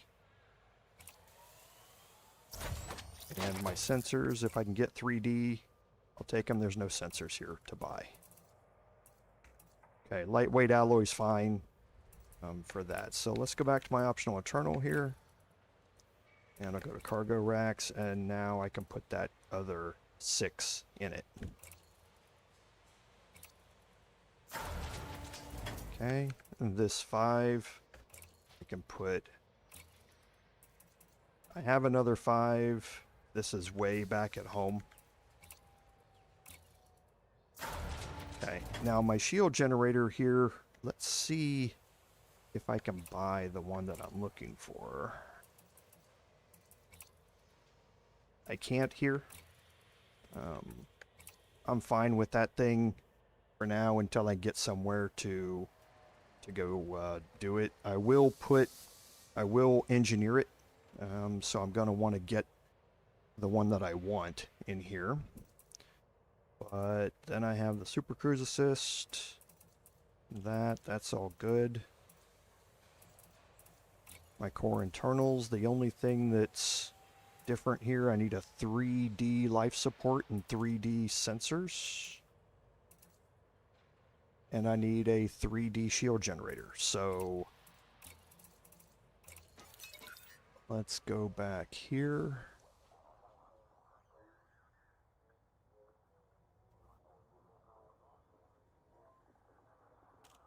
And go to 3D. Whoops, would help if I spelled that right. 3D shield generator.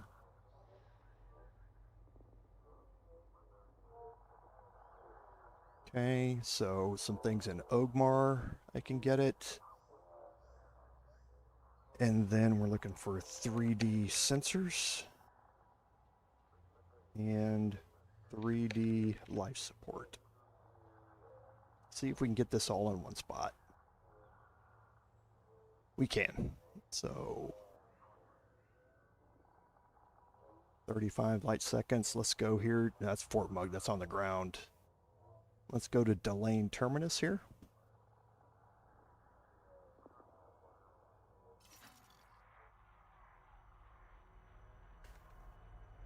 Whoops.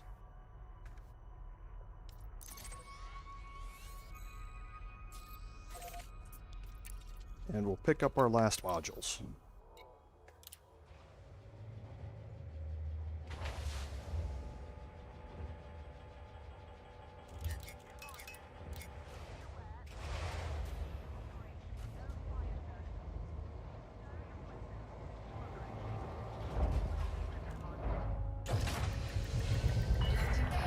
Vessel is free. Clear for departure. Yeah, she's a lot more sporty now.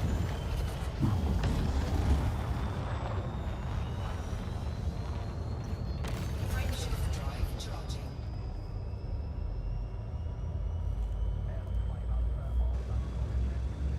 And what that really means is that when you get interdicted because of your thrusters, it's easier for you to avoid that interdiction. Or if you do get interdicted and you can't avoid it, you get pulled out of Super Cruise, you can boost away faster with a higher top speed and hope if you can perma boost, you can get away from the fighters behind you. Now, with combat ships behind you. Now, this thing is not a combat ship, so so outrunning them is going to be a bit of an iffy thing. Because your top speed is not going to be nearly as much as theirs, but maybe the perma boost will help you get away.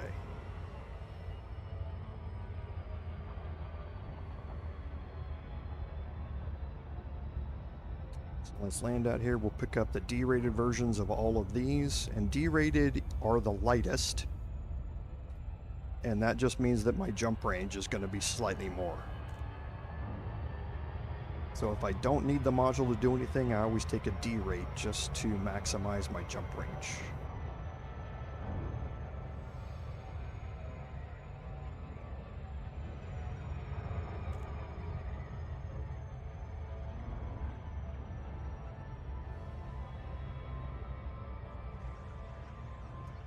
Okay, let's see where Delane is orbiting here.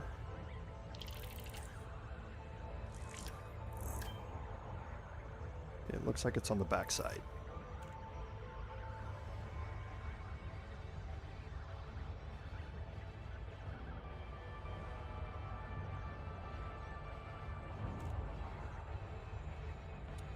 Let's make our approach on the tangent. That should be good.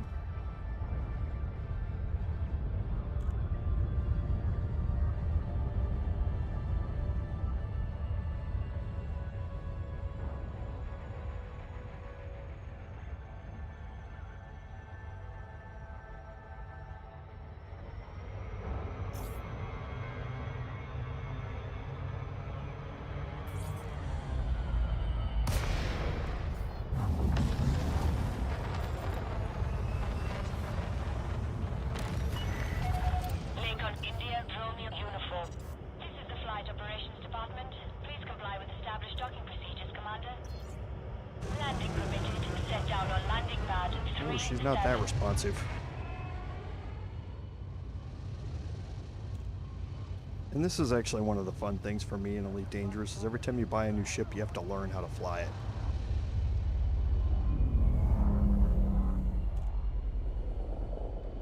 But yeah, she handles pretty good with even unengineered A-grade thrusters. Did I overshoot? Yep, just slightly.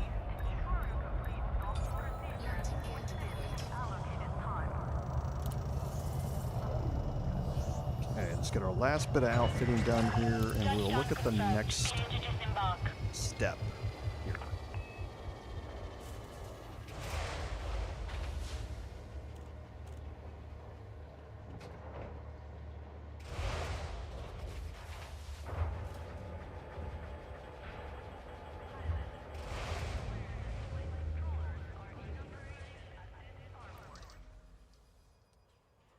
Okay, so core internals, we're looking at a 3D life support. And again, you can see the mass is 5 tons, this mass is 2 tons. Okay, so that's why if you don't really need it for the benefits of the, for the lower power draw, then the D-rated is kind of your default go-tos. And we're going to sell that previous one.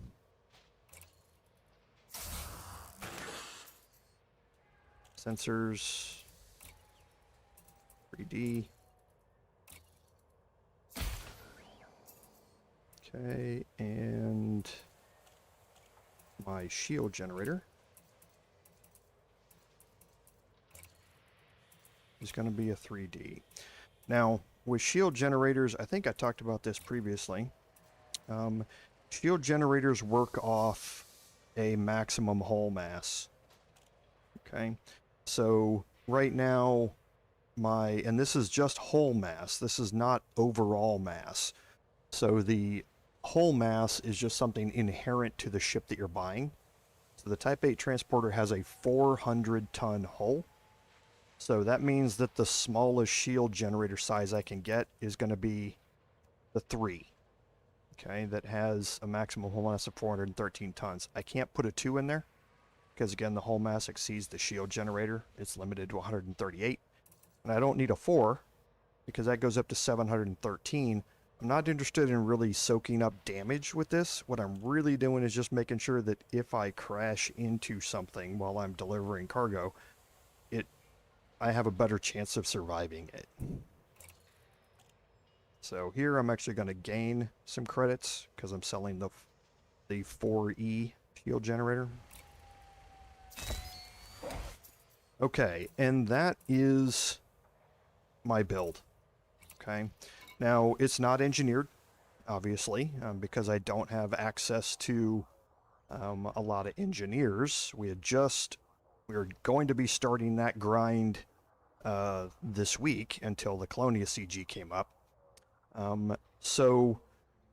But this is the ship that I'm going to be running out here to do the community goals. And again, I'm going to be focused specifically on one location. But let's go over here to our inventory, and you can see we have down at the bottom 384 tons of cargo capacity. Okay, that would be 406, I think, if we don't have the shield and we don't have the last 2 Super Cruise Assist module, but I'm not interested in maxing this thing out. I almost always fly with a shield. Almost always. So since, again, like I said, running cargo is not the most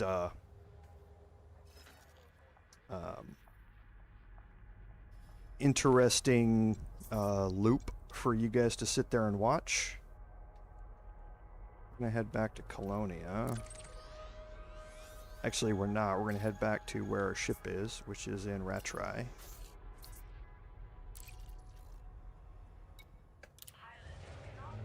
And we're going to dock this. Off stream, I will pull this out and start running cargo with it. And if I can engineer it, I will do so. But for now, I'm going to get back into the ship that I brought with me. Departure authorized.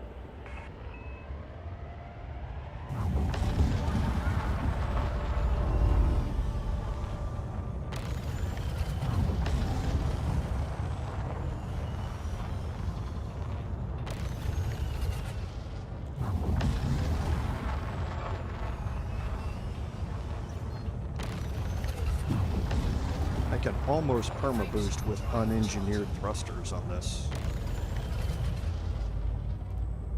Still not going very fast. Still only going 370-ish, 380-ish. But yeah, 382 meters per second I think is my max boost. But it's not bad for a little medium cargo hauler out here.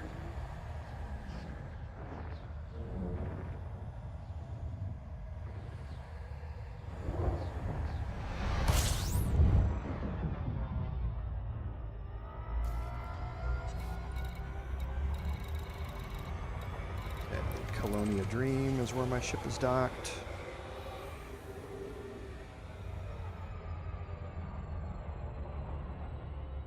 There is no way this is going to be a correct approach.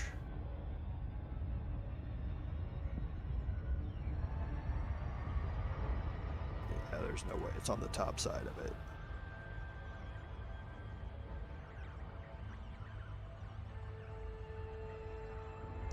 Let's see where we are. So it looks like we're on the back side, but we might be tangent. Yeah, we are. We're on the front side. So we'll be alright. I think this is the front side. It's not. It's the back side. I'm going to go full throttle again to beat the gravity well.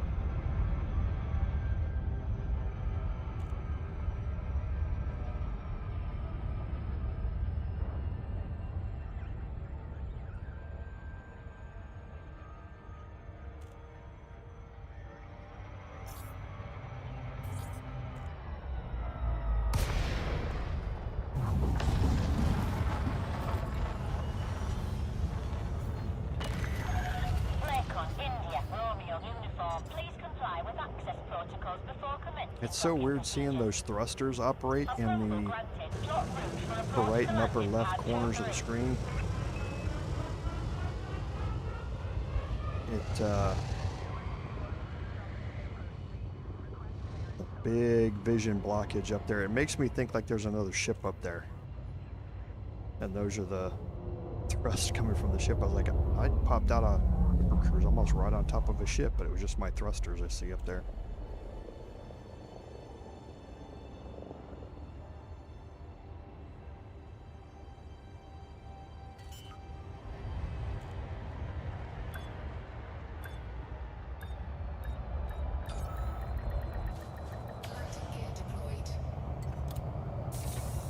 Alright, so let's grab our mantle again. You're on the deck. Ground crew dispatched.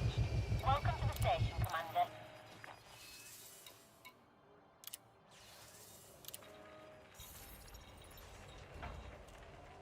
Okay, so what are we going to be looking at for the last hour of the stream here? Actually, no, we've got... Yeah, for the last hour. So let's switch over to our other screen here. And what we're going to do is try and focus on unlocking these engineers. Okay. Now that we looked at, the first thing that we need to do for all of them is to get an invitation from the Colonia Council. So we need to get friendly status with the Colonia Council. Okay. So let's go do that. And we're going to do that by selling some items there and some exploration data there. While I was on my way here, I stopped at something called the Collection of Wonders. And you can Google that and find out what it is and where it is. It's got a complicated random system name. But Commander John Satriani makes it a point to always stop there as his midpoint. And that's really cool that he does, because it gives people an opportunity to launch from his ship and not have to worry about a timer. And go explore the most unique star system in the entire galaxy. It has ringed white dwarfs, so stars that have rings around them. It's got 2 black holes in it. It's a really impressive system.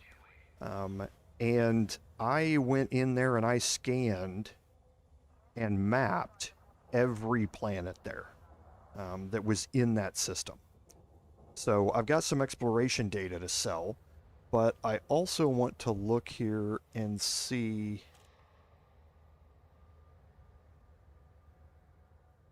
I also want to see what they sell, or what they're going to buy at Jacques. So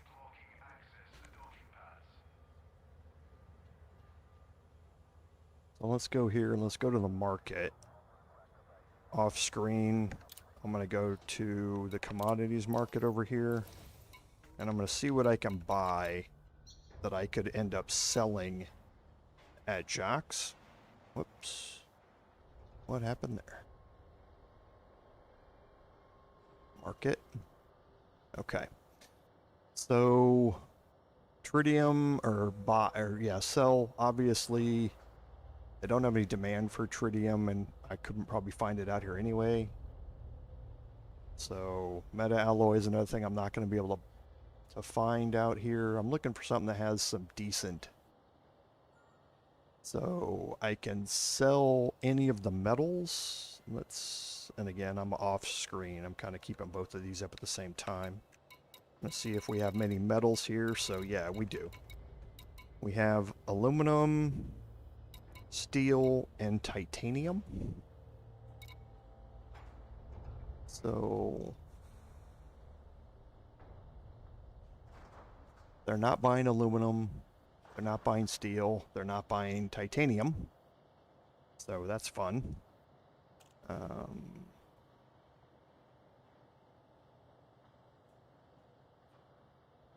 So nothing else. So it doesn't really seem like these stations have compatible economies for me to be able to pick anything up and really make any money from it.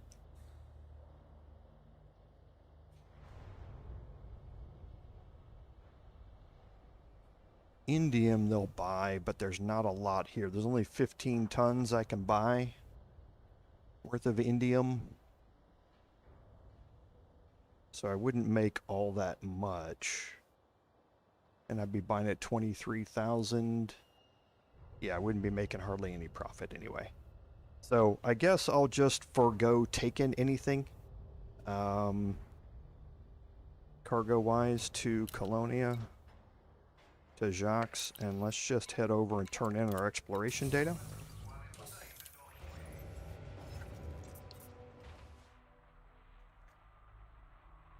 Oops.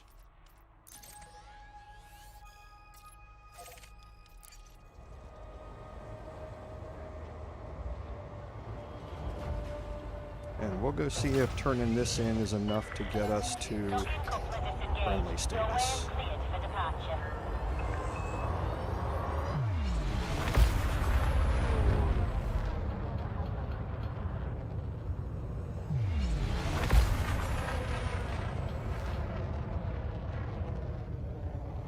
And I love the star field out here. It's so cool how dense it is. And like I say, when you're in Sagittarius A, it's so much more impressive. I remember the first time I jumped into Sagittarius A, and yeah, it's really impressive. But if you've never seen a black hole, it's a great place to go look at the main one.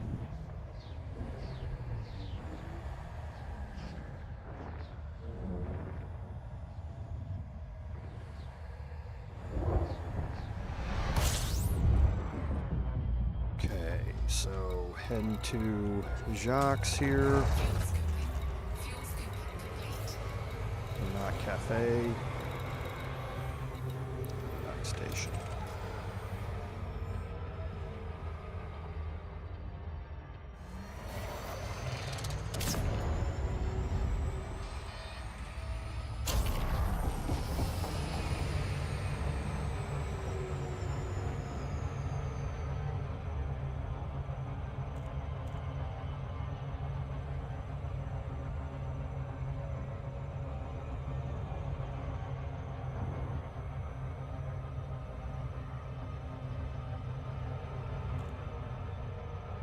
And I'm making an assumption here. I probably should have checked this before I came to Jacques Station, but I'm pretty sure it is.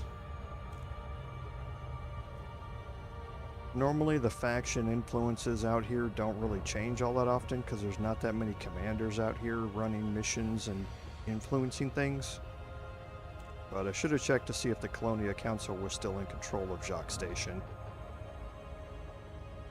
I'm pretty sure it is, but I didn't look to check and see if they were. I would be shocked if they're not. I'll put it that way.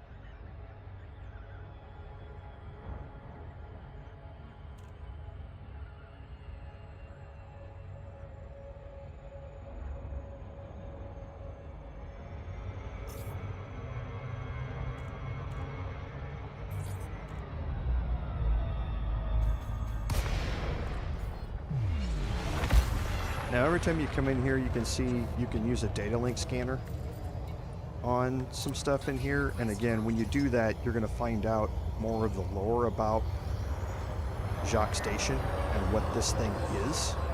It's actually a starship. It's an interstellar starship that got stranded out here. And I think I talked about this lore a little bit previously.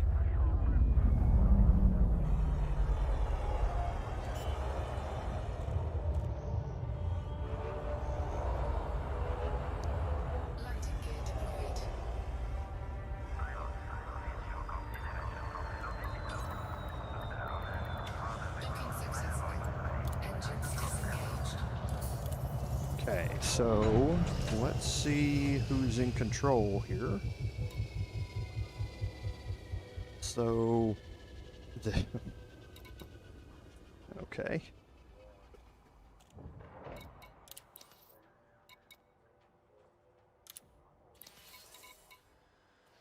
They are not in control here. Oh, that was dumb. That was dumb. Jacques is always going to be in control of Jacques Station.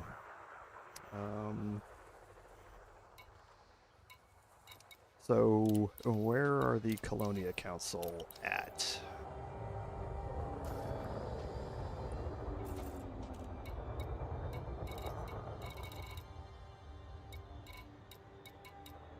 I don't think I want to go to Dove Enigma.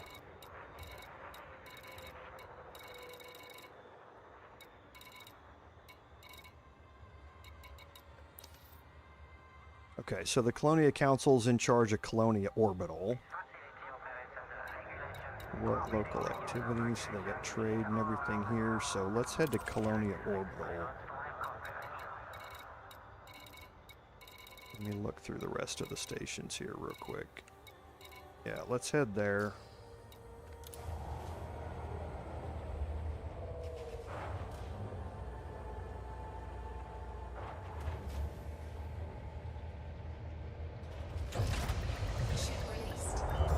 I didn't think about that. Jacques is kind of special. I forgot about the Jacques faction. Whole bunch of belugas waiting to get in.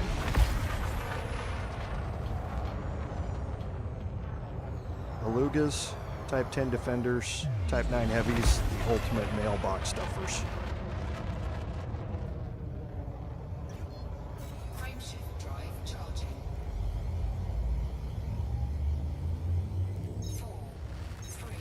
Yeah, League, it's great out here from a scenic perspective. Had you ever been out here before? Or was that your first visit?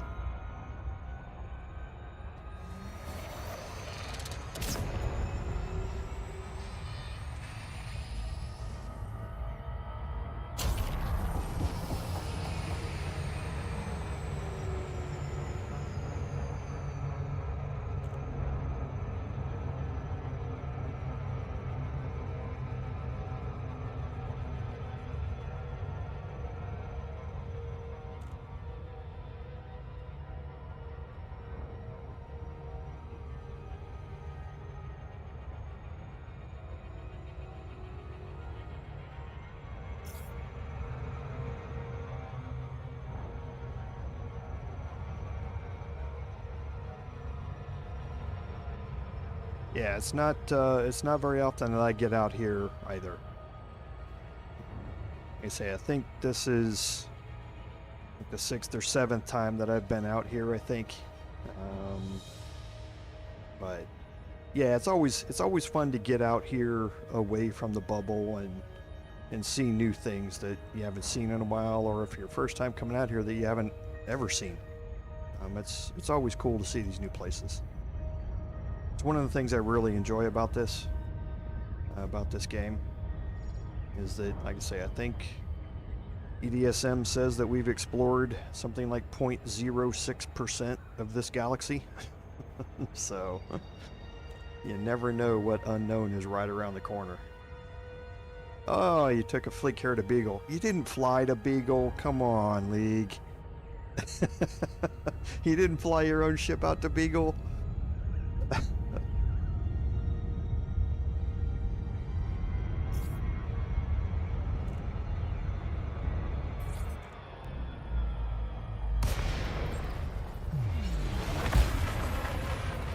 Now I'll give you, if you've flown your own ship out to Beagle before, I'll forgive you for taking a fleet carrier out there. It's making the trip again sucks. But yeah, that's like a, yeah, there you go. Okay, I'll give you that one. That's I was hoping that was going to be the case. Everybody needs to make that trip out to Beagle, and if you have a ship capable of getting to Isham's Reach, everyone should have to do that. Mounting gear deployed. Docking successful. Engines disengaged. But yeah, that is definitely a commitment when you're flying yourself out there. Even with a Jumpaconda back in the days, that was a horrible trip.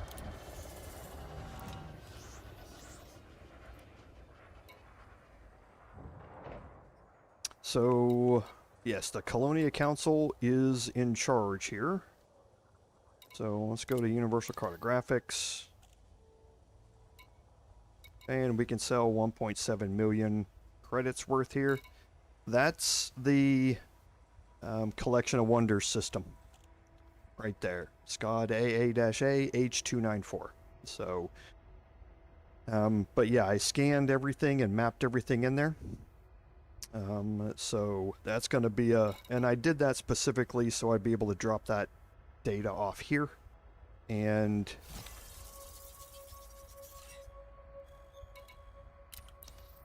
see what it's going to do for my local reputation when it finally kicks in.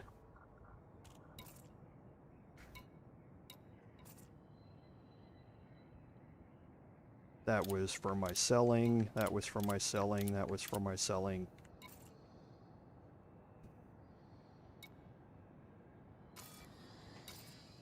So was it not going to give me any rep for a while? That would be a shame.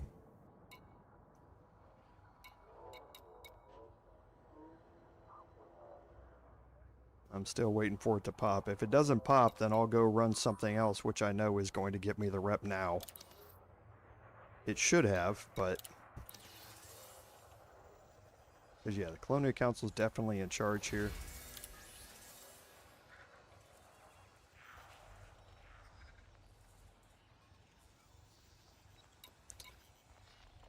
So I can actually give him 50,000.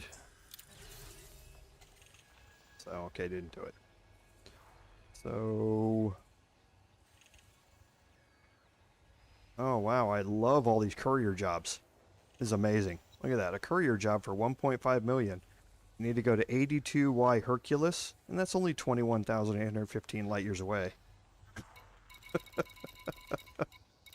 So be sure to scroll down through some of those to get to the real ones that are near here. Okay, so I'm really limited on what I can and can't do with this little station.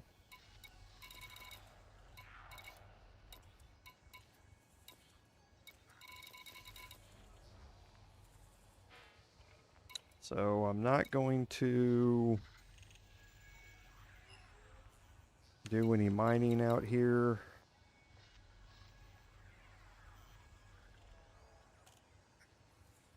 So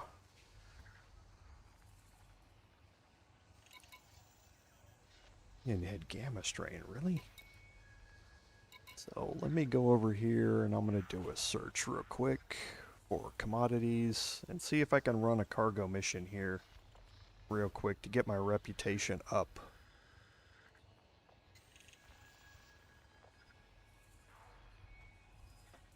So reactive. Okay, so I can buy this stuff at Colonia Orbital. Oh, no. I want to buy, not sell. Okay, so I can go to Ogmar and get this to Dervish platform. So, do we have enough supply there? We got 487, and we would need 30, so that's good. So there's a high threat level on this. But we'll accept this.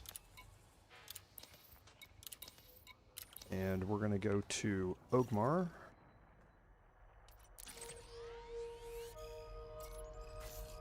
And we're going to go to Dervish.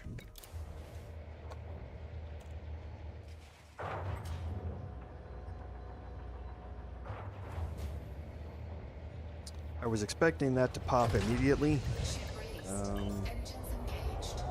Because it should have been enough, but there may be a delay in it, so I'll just go run a quick mission to get it done.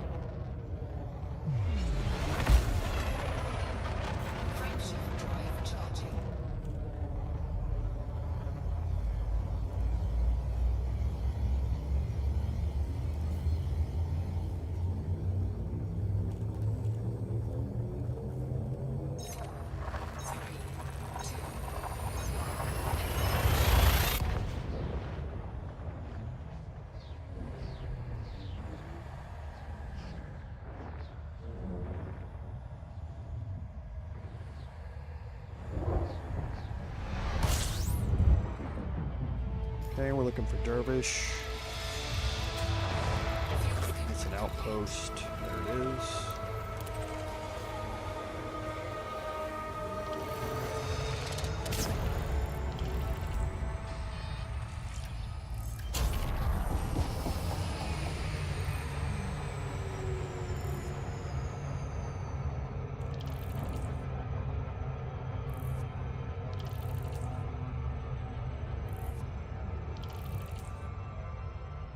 And I'm on the wrong side of this too. It has an eccentric orbital. Nice. Wasn't paying attention.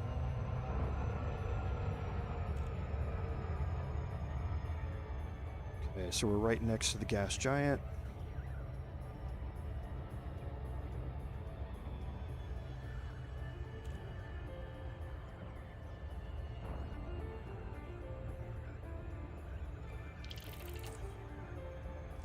Making a lot of astronomical discoveries out here in Colonia.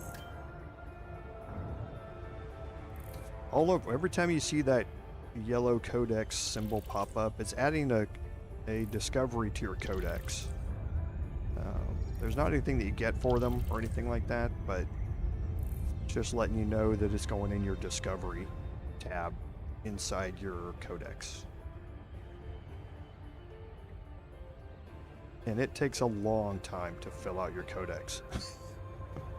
You have to jump everywhere throughout the galaxy into every one of the galaxy sectors and find all those things in your codex list in each one of those sectors. And even I haven't done that.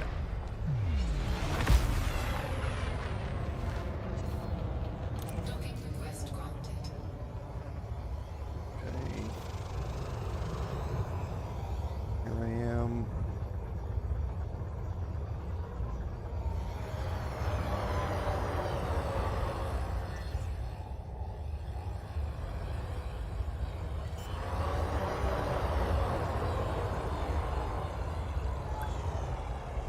Landing gear deployed. Not a bad approach. Kind of flubbed the landing. Engines disengaged. Okay, and we're gonna buy reactive armor here.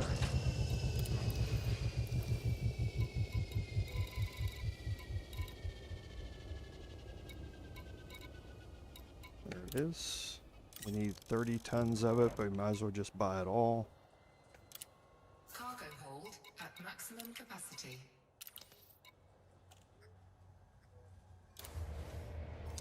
And then we're going back to Colonia. And we're going Ship to raised. Engines here. engaged.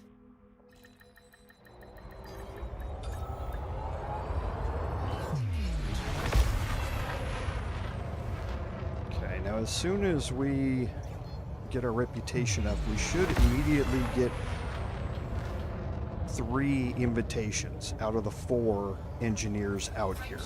And I'll explain kind of what's happening with that when we get our reputation up here. Because I did get my first prerequisite done for all of them, for all 4, but there is... Actually, no, I think we're going to get 4 invitations from... I think we're going to get all 4 invitations. We just actually can't do anything with the 4th one yet. I think that's going to be the case. So we'll take a look at that in a second.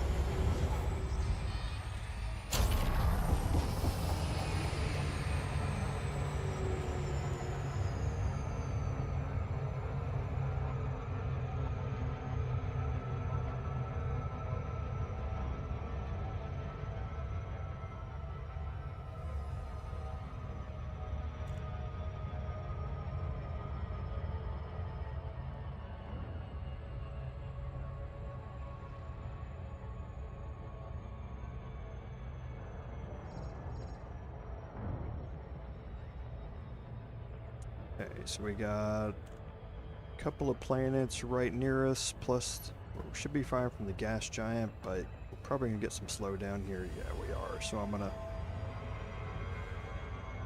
throttle up, keep throttling up to avoid the gravity well. Once we get to 9 seconds, I throttle up again until it gets down to 7. So now I think we should be all right.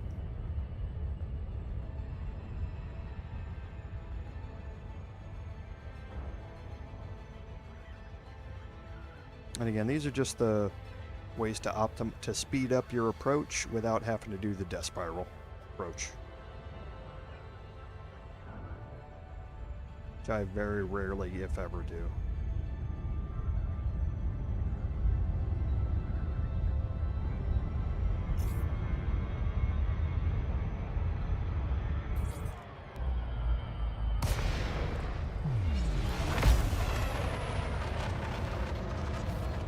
Docking request granted. Okay, that looks like it.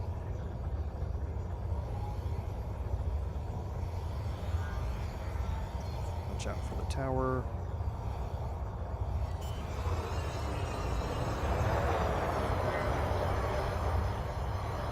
Overshot a little bit.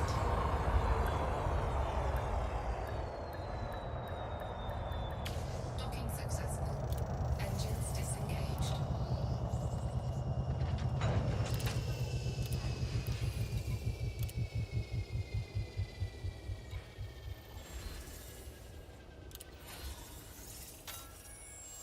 Oh, jeez. Chat, why didn't you stop me from doing that?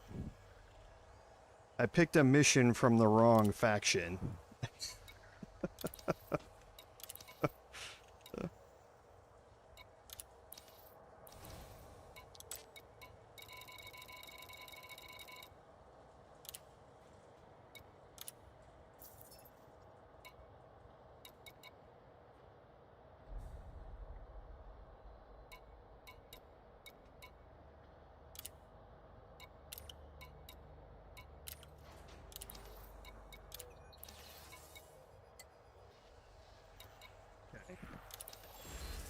So, great.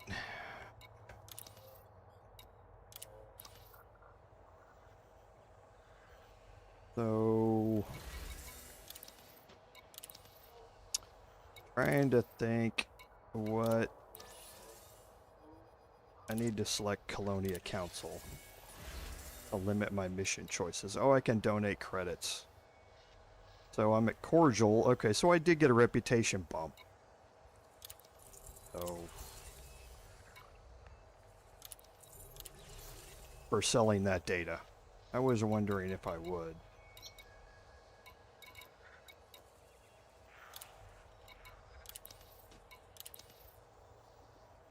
Okay, so I'm going to go back in and see what my reputation is with them now.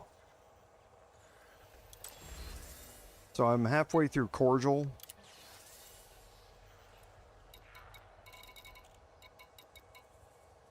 So, boy, there's a couple right here. This is for Colonia Orbital. And this is for Colonia Orbital. I don't think I'm going to be able to find Onion Head Gamma Strain out here, though.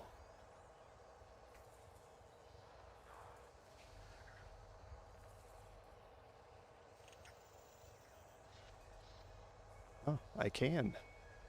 There is a supply right next to me. So let's take both of these. These are with the Colonia Council.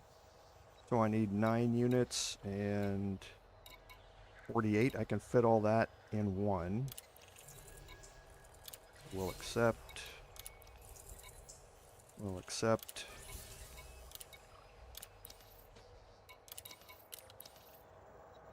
And we're going to Ratry, where we've already been, and we're going to Exodus Reach. It's here.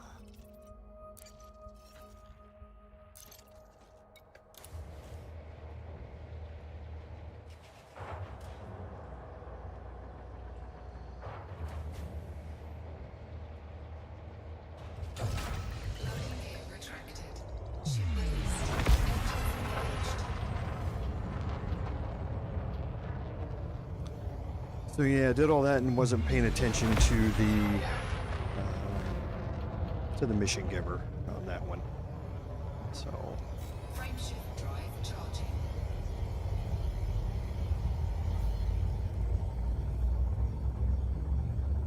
but I should be able to pick, and I didn't look at that to see, once we get into, I'm not going to be able to do it while I'm in hyperspace, so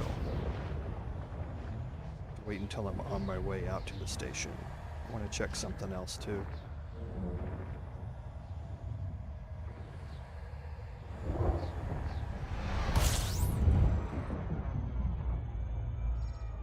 Okay, so I'm just going to line up on it real quick, and I'm going to go check my transactions tab. So there's 2 bars. The star there is your reputation. So I can get 2 bars on any of those I choose, and only 1 bar on those. So it wasn't a great one to pick that, but it was a free one. If I get one, I get the other. So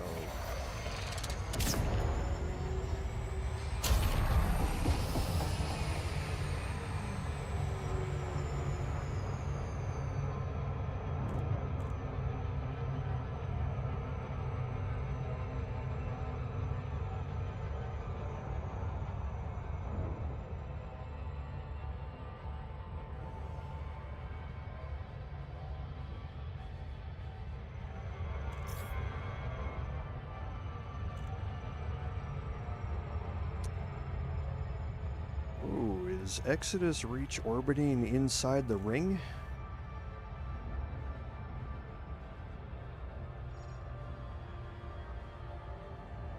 It is. It's orbiting inside the ring.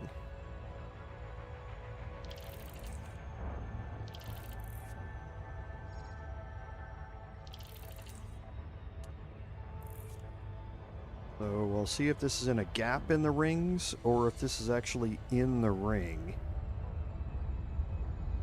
I think it's in this gap between the rings.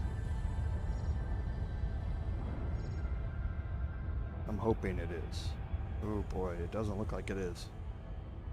If it's in the ring, it's never really in the asteroid field of the ring. It's always above or below it, and you can't tell whether or not this is on the far side of the ring from you or the near side of the ring from you while you're making your approach. You won't know until you suddenly run into the asteroids and it drops you out of Super Cruise.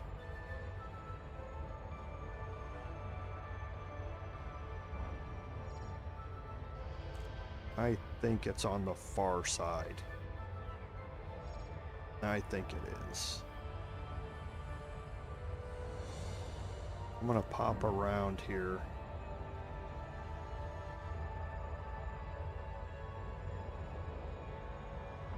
And see.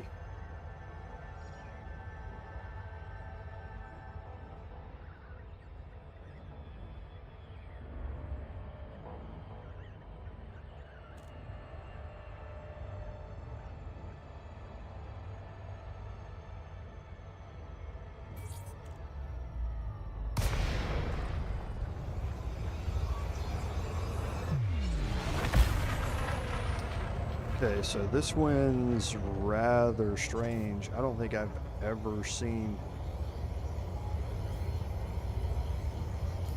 something like this before. Request granted. There's my landing pad. I'm the wrong way on it. I'm gonna have to watch out not to crash into the solar panels.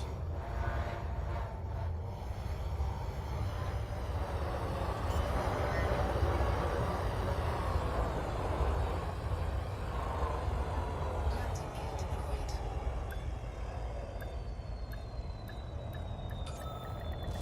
Docking successful. Engines disengaged.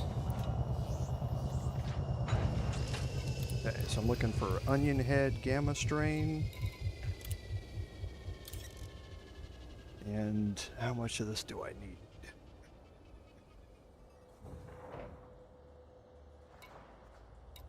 $57. Says it right there in the blue tooltip below.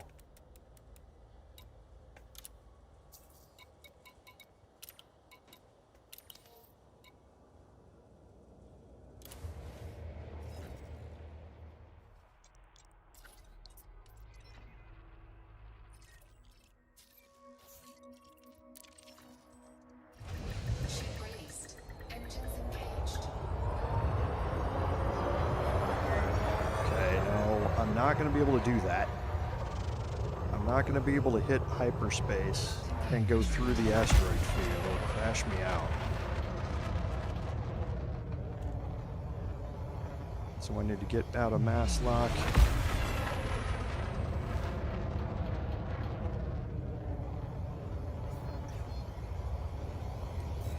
Activate my frame shift drive to go into super cruise, but not hyperspace, and get around this ring. 2, 1, engage.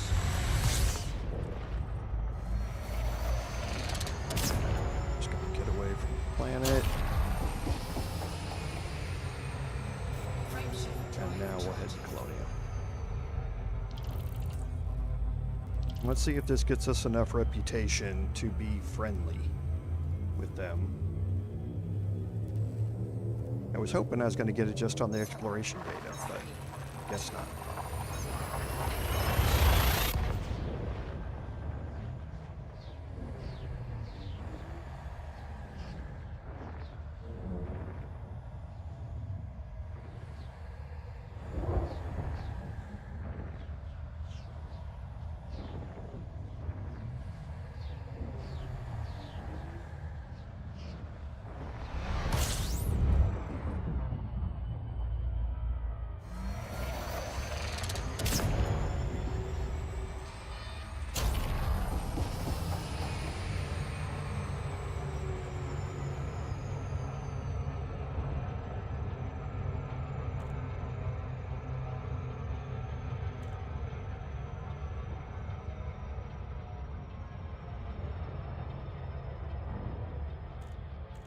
I'm anxious if anybody, I know M is out here, in the chat, is out here for the community goal. Is anybody else out here for the community goal right now?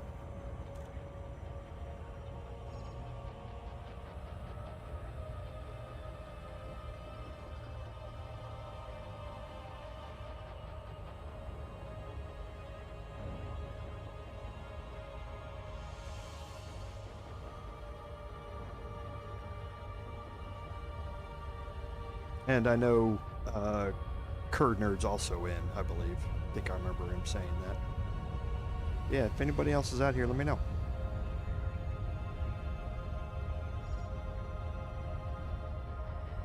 Because I think what I'm going to do is on the way back, once the community goal ends, I'm going to put up which fleet carrier I'm going to be riding back on, and maybe a few of us can be lucky enough to pop into the same instance on the carrier's observation deck and kind of walk around for a bit.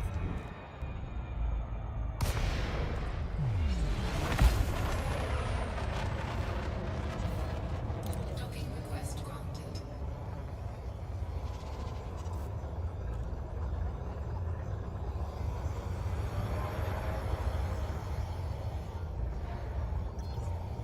Watch out for the tower. I almost ran right into it. Even though I mentioned it last time, I almost ran right into it this time. Landing gear deployed. Docking successful. Engines disengaged. Okay, let's see if this is going to get us there.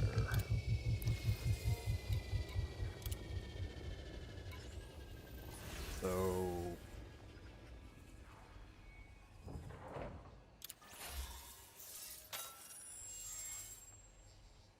Oh, wow, that didn't do that automatically?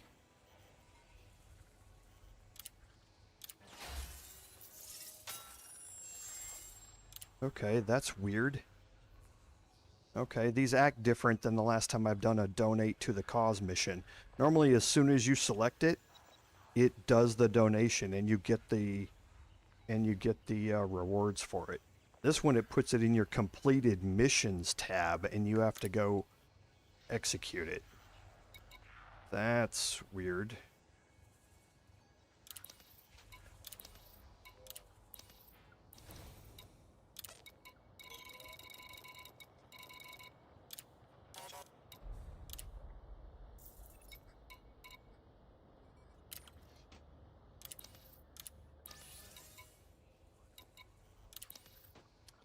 So what's going on with those?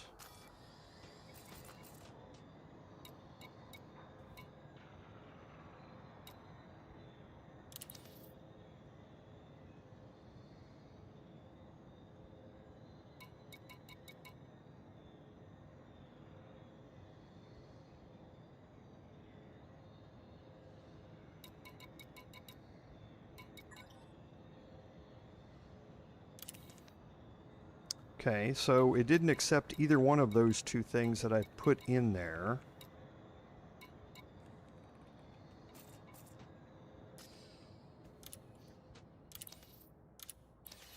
So those 3 missions are still active. Why is that?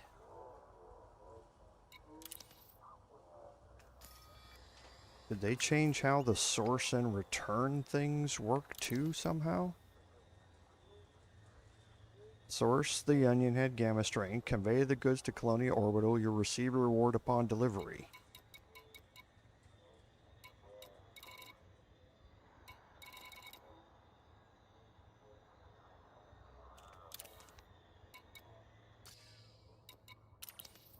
I'm not entirely sure what's going on there.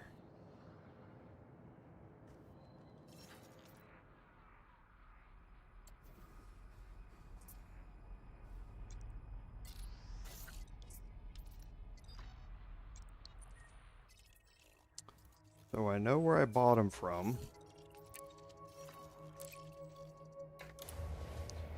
Maybe they need to be turned in someplace else? Ship released. Engines engaged.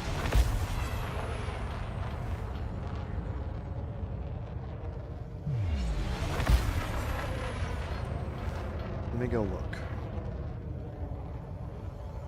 Frameshift drive charging.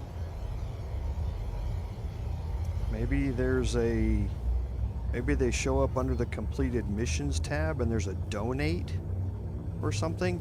This whole completed missions tab over there at the side was not there when I started playing this game I mean, it wasn't even there like a year ago. So I'm not entirely sure. When I came back to playing the game after the end of the Titan stuff, or the Thargoid stuff, that was different. And maybe I need to, instead of selling it to the commodity market, even though it has the icon next to it, or a mission goal, maybe I have to turn it in somewhere else in that completed mission tab or something.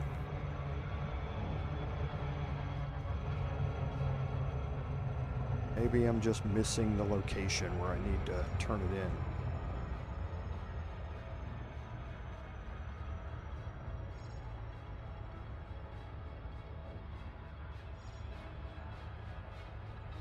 Like I say, it's been a while since I've had to grind rep for anything. On my main account, I finished all that a long time ago. But yeah, this is a little strange. Maybe I'm just missing it.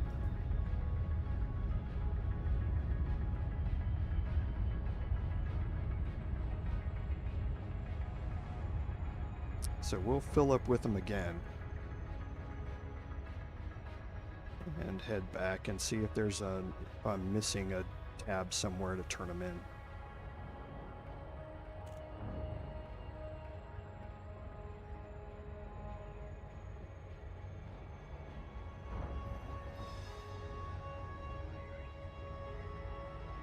I really hope I don't crash into the asteroid field here.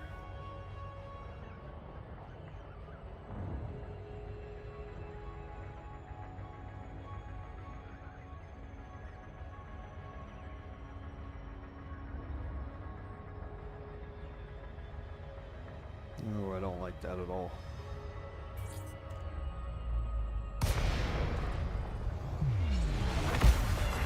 So strange.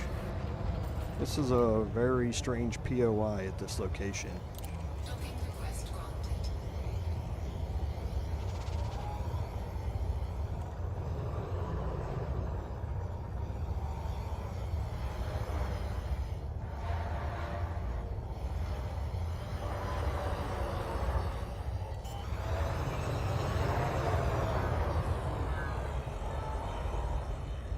Landing gear Oh, I clipped the light post.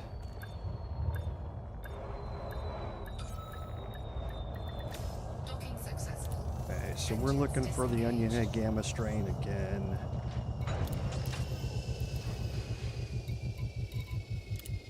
We need 57.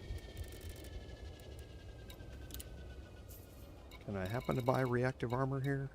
No.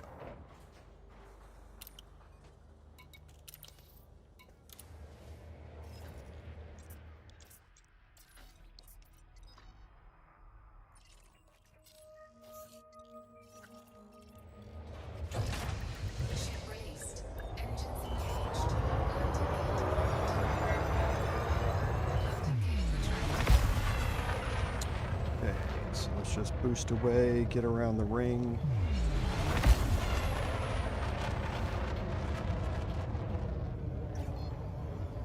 Frameshift drive charging. 4, 3, 2, 1. Engage.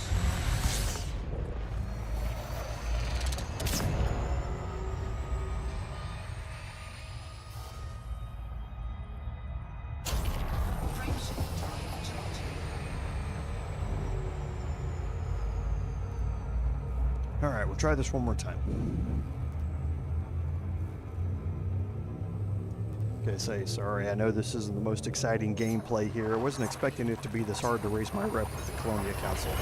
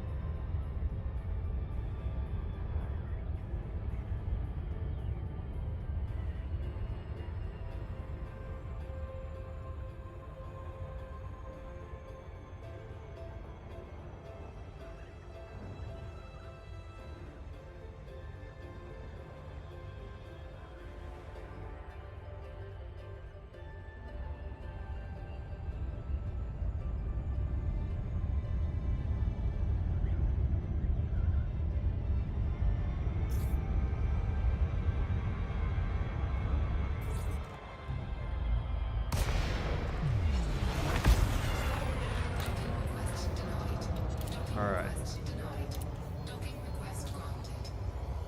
Hopefully, be the last time making this approach for a bit.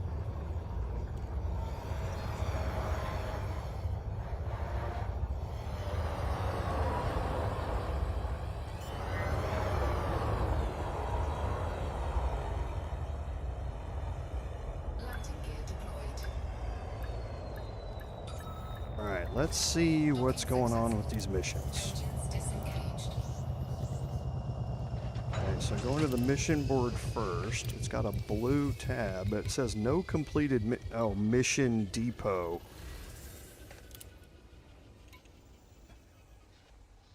There it is.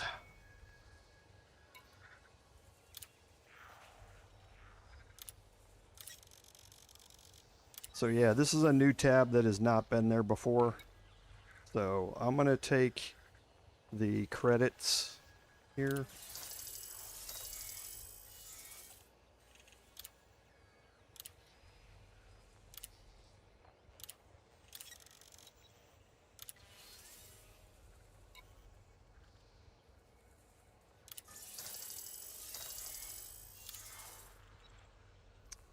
Okay, my reputation is just a tiny bit short. So there's 3 bars of reputation from getting 30 units of reactive armor. So now I know where that is. That's crazy. That whole right side over there is not something that I ever experienced back when I was grinding out missions and that sort of stuff. So that's my fault for not realizing it. So I'm going to go back to where we bought that reactive armor at.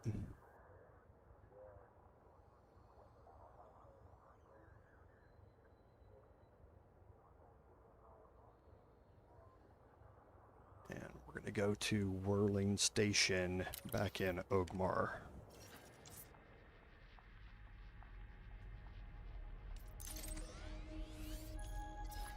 Already been there, so there. And this should be enough to get us what we need. This has got 3 bars of reputation as a reward, so we're almost there.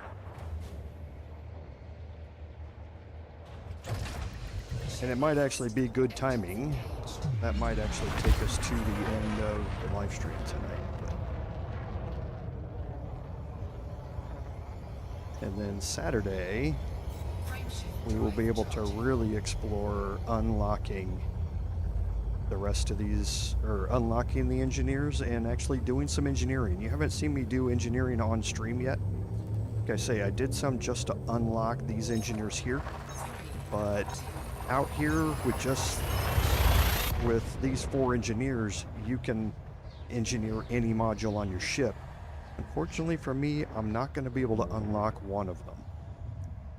So we'll see which modules we cannot engineer out here, because I can't unlock Petra out here. And there's a reason for that, which we'll be talking about once we get the invitations. Fuel sync disengaged.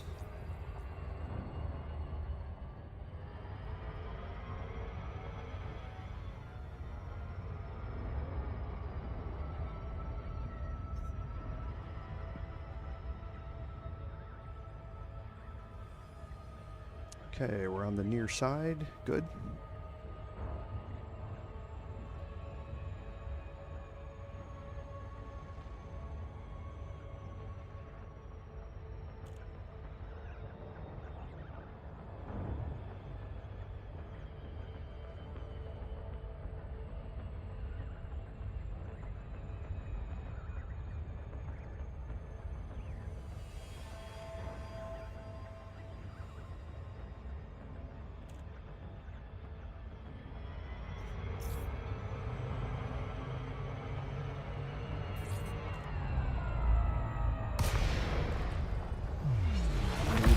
Again. Zorgan Peterson, India, Romeo, uniform. Please check your speed on approach to this facility. Request approved. Please head directly for Bay 4-5.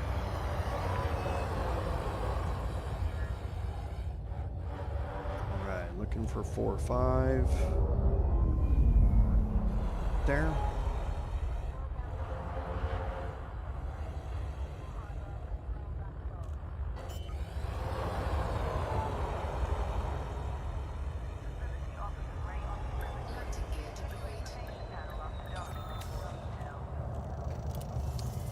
Okay, and we need, I think, 30 tons.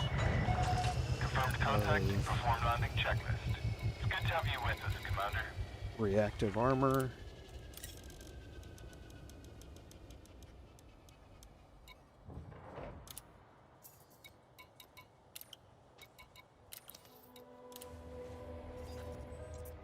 Okay, and we will head back to Colonia.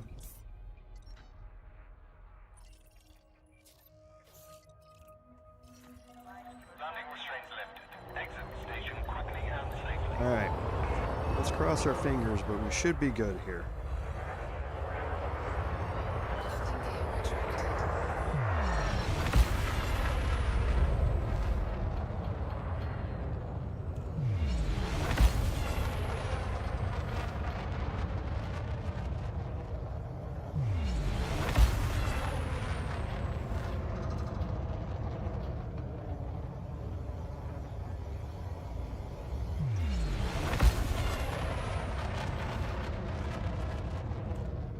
Frameshift drive You charging. have left the no-fire zone. Be careful out there, Commander.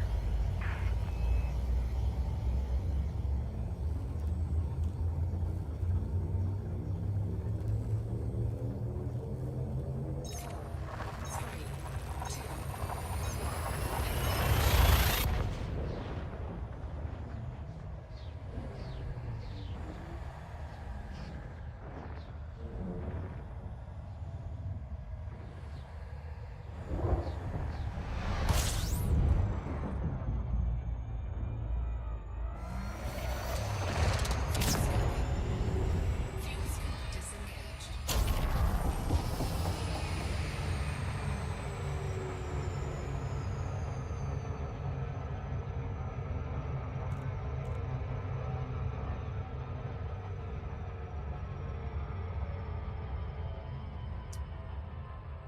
Alright, let's see if this does it here.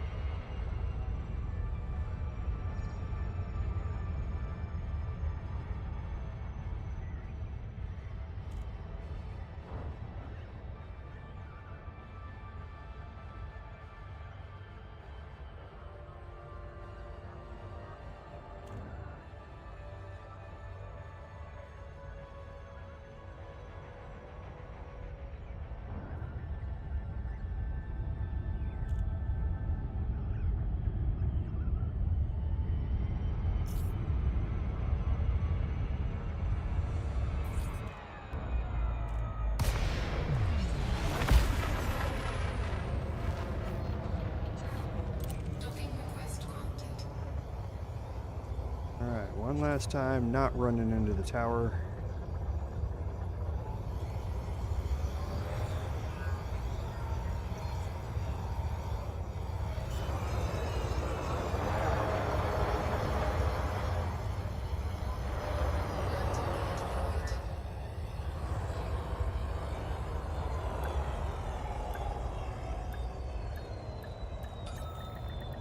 Docking successful.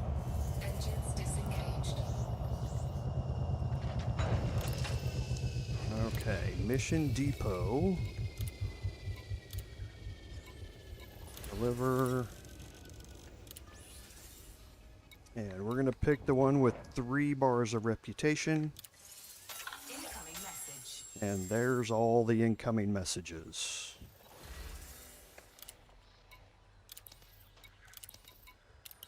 Okay. So we should have gotten some mail here. Okay. We did. Oh, that was because. Oh, man. That's because I forgot. When we did that last time, I noticed that was not for the correct faction. Oh, jeez. I cannot tell you how big a fail this has been. So I think to spare myself the embarrassment, I think what I'm going to do is I'm going to pick up a mission here. I'm not going to do it on stream. I'm going to go complete it. I'm not going to complete it off stream. I'm going to go pick up whatever I need off stream.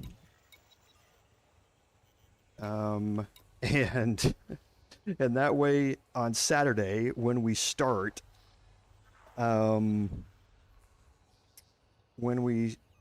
start the stream, we'll be able to turn it in, we'll get all of them unlocked, and we can deal with gaining access to all those engineers next week. Like I say, this has been a massive fail on my part here for the past little bit, so I don't know if there's any need for y'all to see me, watch me fail some more. So but yeah, I'll fly around here and pick up these last 2. Because, yeah, I mean, they're not too far away. And here I am talking about it, and it's just 1 jump away. Watch, I'm going to get there and something else will go wrong. That would be just like me. Ship released. Engines Alright, we got 5 minutes, so we'll do this last one. If it doesn't work, then I'm going to postpone it until next week. Or until Saturday. frameshift drive. Where am I going once I get in here? Neubauer Mines.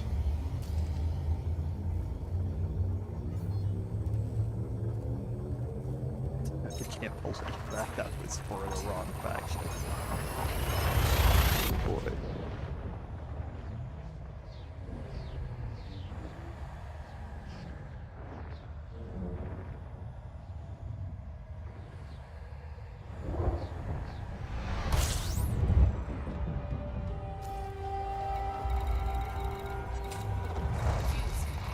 Oh, it's 2 jumps to get over there. No, it's here. Complete. Oh, it was just down at the bottom. There it is. Jeez, another fail.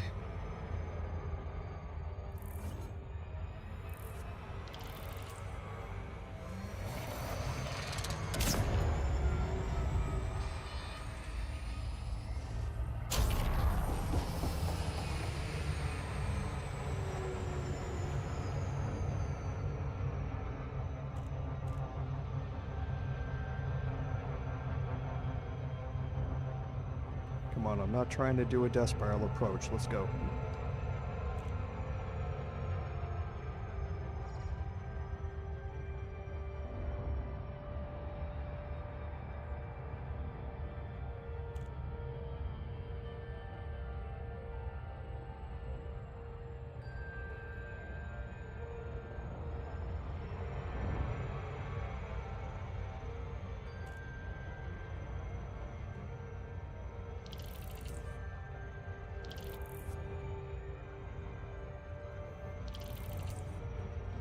probably go turn in a bit of this exploration data and get there too.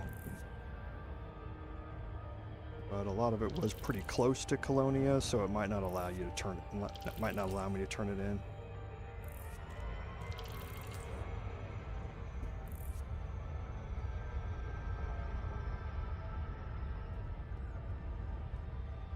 So Neugebauer Mines.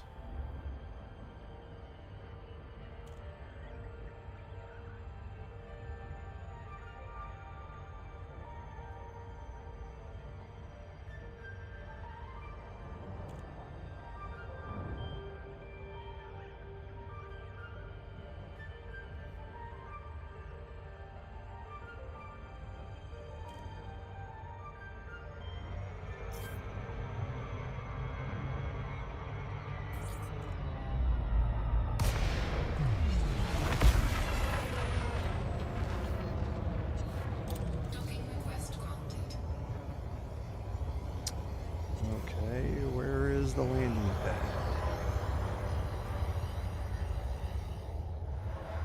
It's right there.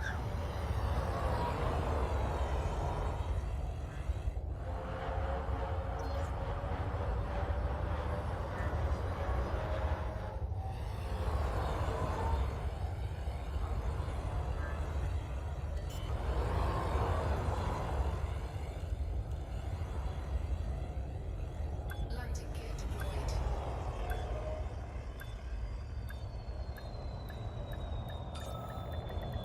Docking successful. Engines disengaged. Okay, this should be in the completed missions tab. Okay, and we're going to take the 2 reputation bars. Incoming message. Okay, so reputation increased with Colonia Council, and we're friendly with them, finally.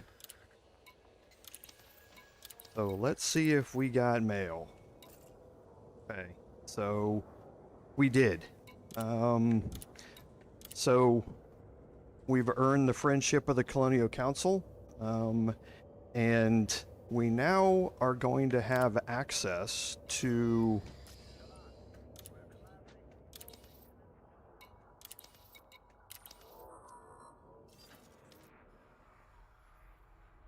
and we will go back to Colonia one more time today. I promise this is it.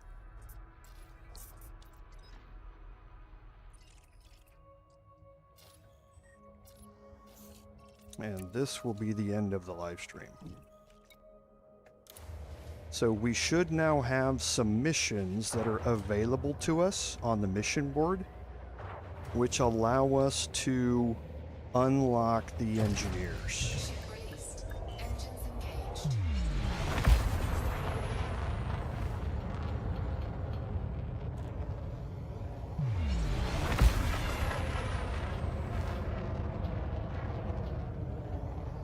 Frameshift drive. Okay, so let's go check that out real quick, and then we will end the live stream.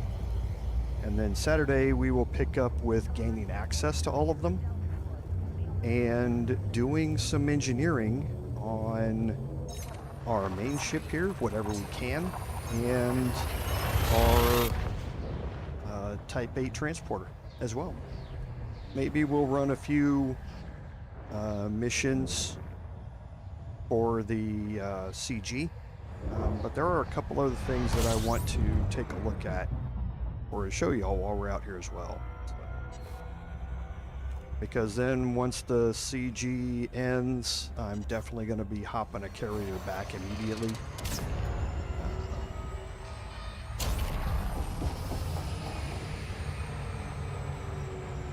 And I will have to make another trip out here at some point in the live stream series. Because like I say, there's one engineer that I'm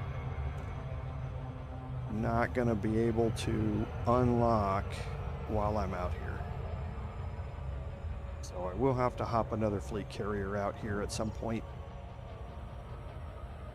It's really not the most exciting to watch me jump 49 jumps using jet cone boosts to get out here.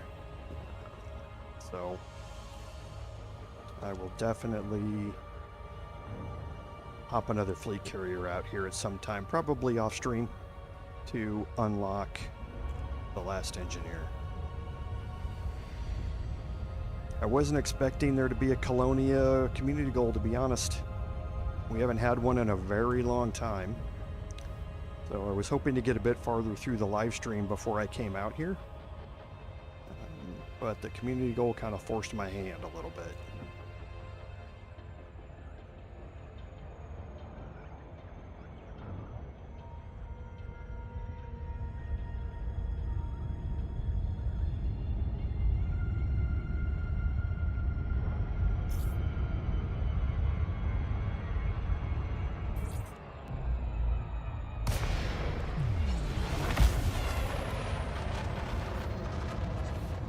Docking request granted. Landing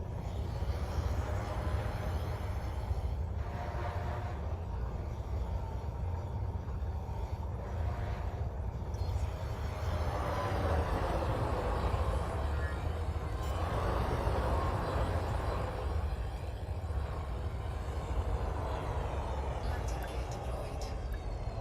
Alright, let's check the mission board. Now, it'd be just like my stream today if they're not here. And I have to do something else.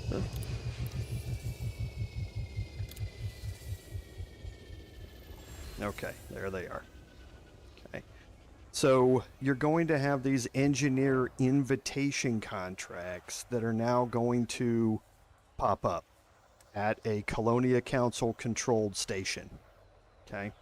So they can be of various different types. You don't know what that contract is until you land and you check it out. Now you can reset this contract. This is the only mission board thing in the game that you can reset. So if I look at it, this is deliver data to Colonia Dream. Easy, not a problem, one-way trip. And this is down at the bottom. You can see it's going to unlock Mel Brandon. Okay. So that's what we're going to do. I'm going to actually accept this mission so that when I get offline, it doesn't reset itself to something else. But if you get some mission like you need to go kill 50 pirates or something like that, simply quit to the main menu, come back into the game, and check the mission board again. The engineer contracts are the only ones that will reset to a different mission. None of the other missions will reset, just those particular types. But it allows you to kind of reset until you get a courier data delivery mission, and that way you don't have to worry about spending hours going to kill a bunch of pirates when you don't have a combat ship or something like that. So, all right, well, took a long road, but we got there. So now we're on the road to unlocking these engineers out here. And we're going to continue that on Saturday during the live stream. So I think that's a good place to call it today. So as always, thank you all for being here. NapsterJoe, again, for the gifted memberships. Like I say, you don't have to do that. Thank you very, very much for it. I do deeply appreciate it and the support that you're showing the channel. But again, thank you very, very much. But for everyone here who is just watching, for people who are new to the stream, welcome. And again, thank you for your support. Feel free to leave any comments that you have underneath the video. I still have a small enough subscription base that I can respond to all the comments, and I do. So, as I always say, without your support, none of this would be possible. This is Commander Jarval saying, until next time, fare thee well.